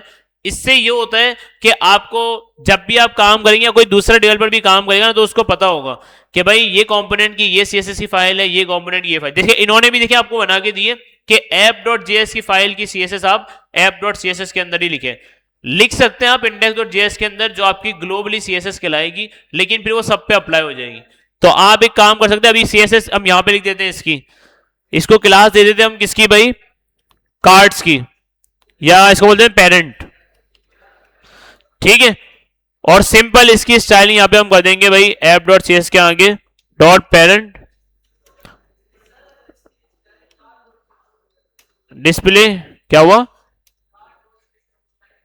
कार्ड.css के अंदर किस तरह स्टाइल करोगे, मतलब किस तरह करोगे ये पूछ रहा हूं मैं। वहां पे क्या करें, पेरेंट को दे दें, ठीक है, यहां पे इसकी स्टाइलिंग कर दें, ठीक है। ये बोल लो, ये बोल लो, अरे ये मैं भी ये बोल रहा हूं, आप यही बोल रहे हो ना। तो देखो आप मसला देखो कर सकते हैं, कोई मसला नहीं है, लेकिन इससे होगा क्या कि देखने वाला जब आपका कोड देखेगा ना, तो बोलेगा कि भाई ऐप की जब सीएसएस बनी हुई है, अब उसने वो ढूंढता रहेगा कि भाई आपकी सीएसएस आपने लगाई कहां पे, उसकी क्लास है कहां। तो इससे इसलिए हम क्या करते हैं भाई, फॉर एग्जाम्पल मैंने यहाँ पे कार्ड की HTML लिखी है, अब मैं इसकी CSS लिख देता हूं index.js के अंदर, यहां पे सॉरी CSS के अंदर। अब वो बंदा ढूंढता रहेगा कि यार इसकी CSS लिखी कहां पे बंदे ने। तो इससे होगा ये कि टाइम लगेगा ढूंढने में, ढूंढ तो लेगा बंदा अगर उसको सारे तरीके पता है, सर्चिंग पता है, VS कोड चलाना आता है, तो ढूंढ लेगा वो। लेकिन ये क्या है कि एक थोड़ा सा टाइम टेकिंग काम है। तो हम क्या करते हैं भाई, इजी करते हैं काम को कि भाई जो कंपोनेंट बना है उसी की CSS की फाइल बना ले, जो भी काम होगा ना सारा इसी के अंदर रखेंगे, ताकि कल को हमें चीजें ढूंढनी ना पड़े, ठीक है। अब जैसे मुझे app.css के अंदर काम करना है, अब ये काम मैं अगर यहां पे कर दूं, काम तो हो जाएगा मेरा, लेकिन मसला क्या है, एक तो ये कि मुझे इस CSS की फाइल को वहां पे इंपोर्ट करना पड़ेगा, और दूसरा मसला क्या है भाई कि कल को अगर मुझे चीज ढूंढनी होगी तो डेवलपर कहां ढूंढ रहा होगा, यहाँ पे, क्योंकि उसको तो यही लग रहा होगा कि भाई यहाँ पे इसकी CSS यहाँ पे लिखी होगी। तो फिर इस तरह से आपका जो है ना कॉन्फ्लिक्ट हो जाएगा, काम जो है ना वो खराब हो सकता है, ठीक है। चलने को तो चल जाएगा, आप फाइल इंपोर्ट करें, जहां भी फाइल इंपोर्ट करेंगे चल जाएगी, लेकिन जितना डिवाइड काम सेपरेट होगा ना, आपको भी मसला नहीं होगा और दूसरा डेवलपर आएगा ना उसको भी मसला नहीं होगा, ठीक है। डिस्प्ले फ्लैग्स हो गया, गैप दे देते हैं सिंपल इसको, बल्कि गैप नहीं स्पेस बिटवीन कर देते हैं हम, जस्टिफाई कंटेंट स्पेस बिटवीन। तो अब देखें भाई ये हमारे 4 कार्ड आ गए। अच्छा स्पेस बिटवीन सही नहीं है, इवनली कर देते हैं हम, ठीक है। इस तरह से आप क्या कर सकते हैं, कंपोनेंट मेरा एक ही बना हुआ है। तो आज हमने बहुत सारी चीजें देख ली रिएक्ट की, ठीक है, कंपोनेंट देख लिया, फाइल का नाम JS क्यों रखा है, JSX क्यों नहीं रखा, ये भी एक अच्छी चीज है। अच्छा देखिए JS और जैसे अब ये देखिए है क्या, ये लाइब्रेरी है। अब लाइब्रेरी को आप जैसे चलाओगे ना वैसे चलेगी, लेकिन जो आपका फ्रेमवर्क है ना, अच्छा वैसे JSX से भी आपकी फाइल चल सकती है और JS से भी आपकी फाइल चल सकती है, मतलब JS भी आपको अलाउ करता है कि आप JSS लिख दें, ठीक है। लेकिन जब आप कोई फ्रेमवर्क यूज करते हैं, इसका हम एक फ्रेमवर्क यूज करेंगे वीट के नाम से ना, जो आजकल मार्केट में बहुत चल रहा है वीट के नाम से, वो जब हम यूज करेंगे ना तो वो फ्रेमवर्क है, तो वो आपको बोलता है कि भाई अगर आपको JSX लिखनी है तो फिर आप जो है ना उसके लिए JSX ही यूज करेंगे। लेकिन लाइब्रेरी है, लाइब्रेरी बोलती है बेटा जैसे आपको चलाना है आप मुझे चलाते रहो। तो हर डेवलपर अपने तरीके से चलाते हैं। कितने होते हैं जो रिएक्ट के अंदर भी JSX लिखते हैं, लेकिन रिएक्ट आपको मना नहीं करता अगर आप JSS के नाम से फाइल बनाए या JS के नाम से फाइल बनाए। लेकिन जो फ्रेमवर्क है, देखिए वही वाली बात है, लाइब्रेरी आपको कोई बोलती है भाई जिसे आपको काम करना है आप करें। तो कुछ डेवलपर होते हैं जो JSX यूज करेंगे, कुछ डेवलपर होते हैं जो JS यूज करेंगे, तो इस तरह से काम चल जाता है आपका, ठीक है। JS भी अलाउ करते हैं JSX को और JSX तो अलाउ ही कर रहा होता है। लेकिन जब आप फ्रेमवर्क के ऊपर आएंगे ना तो वहां पे वो मना करेगा आपको कि भाई JSX आपको लिखनी है तो आपको फाइल की एक्सटेंशन .jsx करनी पड़ेगी। तो अभी हम फ्रेमवर्क नहीं पढ़ रहे, जब फ्रेमवर्क पे आएंगे तो उसकी बात भी हम कर लेंगे, ठीक है।